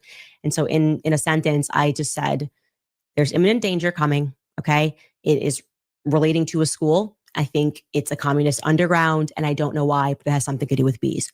Totally sensible thing to say to your husband. Then came September 10th. Obviously, Charlie lost his life. And a few days later, I was told, and I sensed instantly that there was like a hive of people that were involved in this. I just knew it. And when it happened, I just went, oh my goodness. And my gut is telling me that this was the thing, that the dread that I sensed that was coming out of school. And I had no idea. I am not a flag person at all. And then someone told me, and I was astonished that Utah recently, extraordinarily, did modernize their bee flag. I had no idea that the Utah state flag is a hexagonal beehive, right? And unbeknownst to me, that it has always been the beehive state. So in 2024, they modernized their flag, but they've always been known as the beehive state. And to be clear, it's not because they make honey. It's not because they have a high presence of bees. In fact, in terms of making honey or bee-related products, they rank number 24. It's actually the beehive state. It relates to the Mormon church, the Church of Latter-day Saints. Early Mormon pioneers founded that state, and they liked the idea of a beehive working toward a common good. Now, if that sounds vaguely familiar or communist to you, the idea of worker bees, yes, that's where it's from. So this sort of doom that I had about an underground happening, I was just like totally freaked out. It's a Soviet symbol, like the idea of making everybody into a worker bee. So what's happening here? Well, I can tell you my suspicion. I think that this is a program. I don't know, but I know.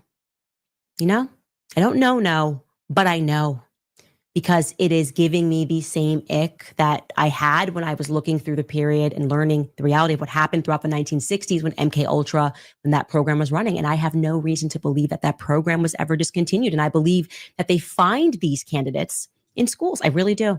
Hold on. So she's using this phrase more often. So she wasn't making a mistake. Hold on. I don't know, but I know. Okay. I don't know, but I know. It makes sense.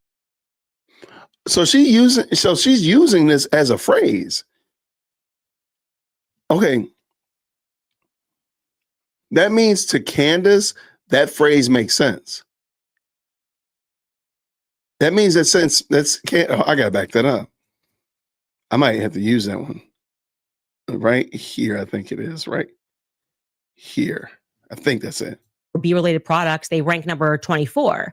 It's actually the beehive state. It relates to the Mormon church, the Church of Latter-day Saints. Early Mormon pioneers founded that state, and they liked the idea of a beehive working toward a common good. Now, if that sounds vaguely familiar or communist to you, the idea of worker bees, yes, that's where it's from. So this sort of doom that I had about an underground happening, I was just like totally freaked out. It's a Soviet symbol, like the idea of making everybody into a worker bee. So what's happening here? Well, I can tell you my suspicion. I think that this is a program. I don't know, but I know. I don't know, but I know, because it is giving me the same ick that I had when I was looking through the period and learning the reality of what happened throughout the 1960s when MK Ultra, when that program was running. And I have no reason to believe that that program was ever discontinued. And I believe that they find these candidates in schools. I really do. I think they find these candidates in schools. And so I wanted to express that to you, that we, once again, are having a predicament, and we can trace this straight from what they did to when JFK was assassinated, where the feds are obscuring. They are using journalists to obscure. They are putting pressure on government officials. They are lying to the public about everything, except this time it's regarding Charlie Kirk, which means this time it's not going to fly. because I'm not going to allow it to. Keep in mind, my friends, that this woman is paid millions of dollars to talk. And I'll give her credit. She's very good at talking. She's very good at making up a great deal of nonsense that kind of makes sense, but it doesn't really when you think about it and you actually put it into perspective a little bit. And I mean, if she's saying that she had this gut feeling of, oh, there's a hive involved, but The hive is crazy. who's that hive? Oh, why in the world would you go and blame Israel? So Israel is the hive. Oh, keeping in mind, she also went on the massive tangent of saying that there's this underground. She thinks that there was an underground person that shot Charlie from underground in a trap door. There's that. So no wonder Candace Owens hasn't corroborated any of the evidence with the FBI or the feds. But she seemed to think that the mummy sleuths of the internet are right. They're the ones that know exactly what's going on the internet, and they should take over the Charlie Kirk investigation because she doesn't trust the feds. Oh, and the bees. Communist death cult run by bee leaders or bees. The Church of the Latter-day Saints, they're involved too because Yep. for some reason the school has a flag with a beehive on it, and that sort of represents what Candace is trying to allude to, you know, this hive of people in the supposed death cult that went after Charlie Kirk. You know, the death cult that went after Charlie Kirk, Candace, that brainwashed the actual killer happened to be the transgenderism. So if you want to look into that, by all means, go and look into it.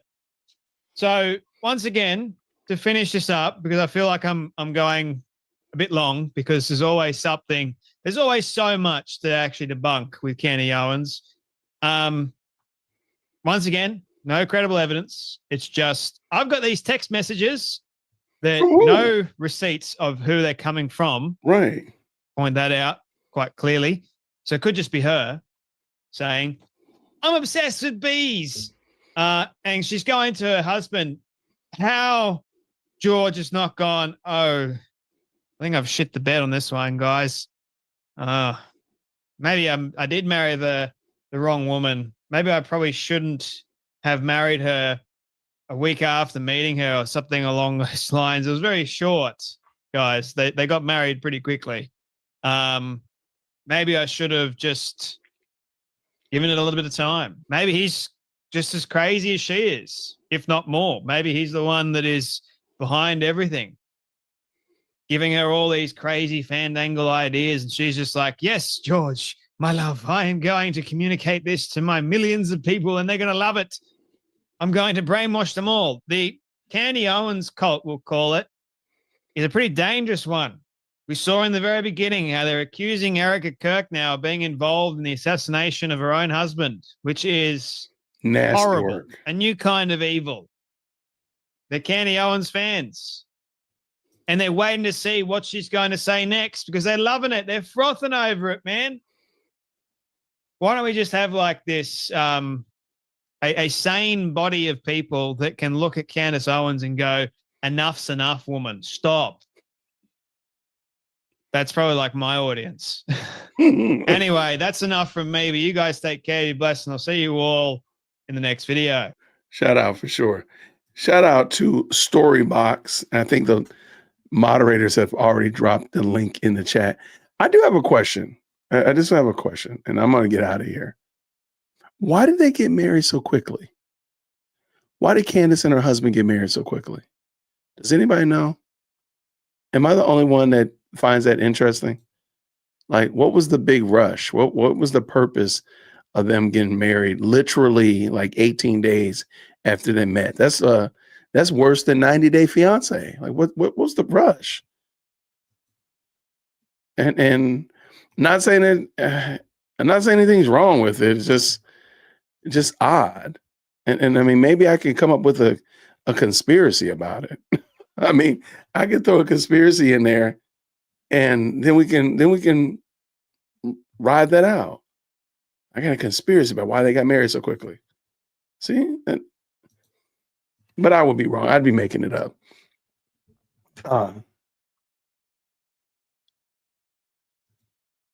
Shout out to everybody in the chat. Thank y'all so much for rocking with me tonight. We've been doing this for a long time, by the way. We're back on this YSL type of time, like this 3.5 hours. We've been talking for a while. Do a flashback. Oh my gosh. We've been on here for a long time. I do want to say thank you so much to the very kind supers. Shout out to Amethyst Angel. Cancel culture is passe. Consequence cancel. Wait, consequence culture is in. I like that. Consequence culture. That is a fantastic name. That's what we need. We need consequences. We don't need to cancel. You just need consequences. I like that. Who in their right mind, I saw this, would listen to her foolery. Don't insult your intelligence. I don't understand it. I really don't. It is extremely telling. But I just want the candies, because we had the candies come up to the front of the church earlier. Shout out to all the candies that hate watch this channel, that jump into the best live chat on the internet, the most electrifying comment section on the planet. Welcome. Why do you believe her? Why? Why do you believe Candace? And what does that say about you? That you like gossip? Because that's what she's doing. She's a gossip mongerer. You like gossip. Why do you like that? It just seems wild to me. All right, good people. Thank y'all so much for rocking with me. Lady J Whip Podcast said, why don't you come out here and sit and watch the Cosby Show with me? So I'm going to go sit and watch the Cosby Show with my girl, have a good laugh, eat some popcorn. Everybody, thank you so much for rocking with us. I will see you probably tomorrow. We'll definitely be doing a live stream on Sunday.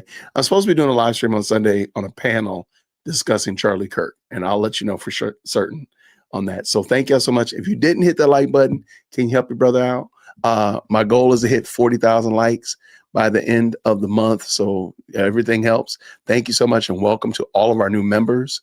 Shout out to you all. Thank you. And welcome to all of our new subscribers. I appreciate you not only subscribing to the channel, being a part of the best live chat on the internet and the best electrifying comment section on the planet. Thank you so much for that. It really means a lot. I'm glad y'all rocking with us. So let's do this again real soon, everybody. Have a great night. Grace and peace. Take care. Thank you so much for tuning in to another episode of the J Whip Podcast. If you enjoyed today's show, please do me a favor and hit me up with that 3-piece special. Like the video, subscribe, and of course, share it with somebody who would also enjoy this type of content. And make sure you leave a comment, because I do pin the best comments to the top. So thank you so much for tuning in today. And until next time, everybody, grace and peace.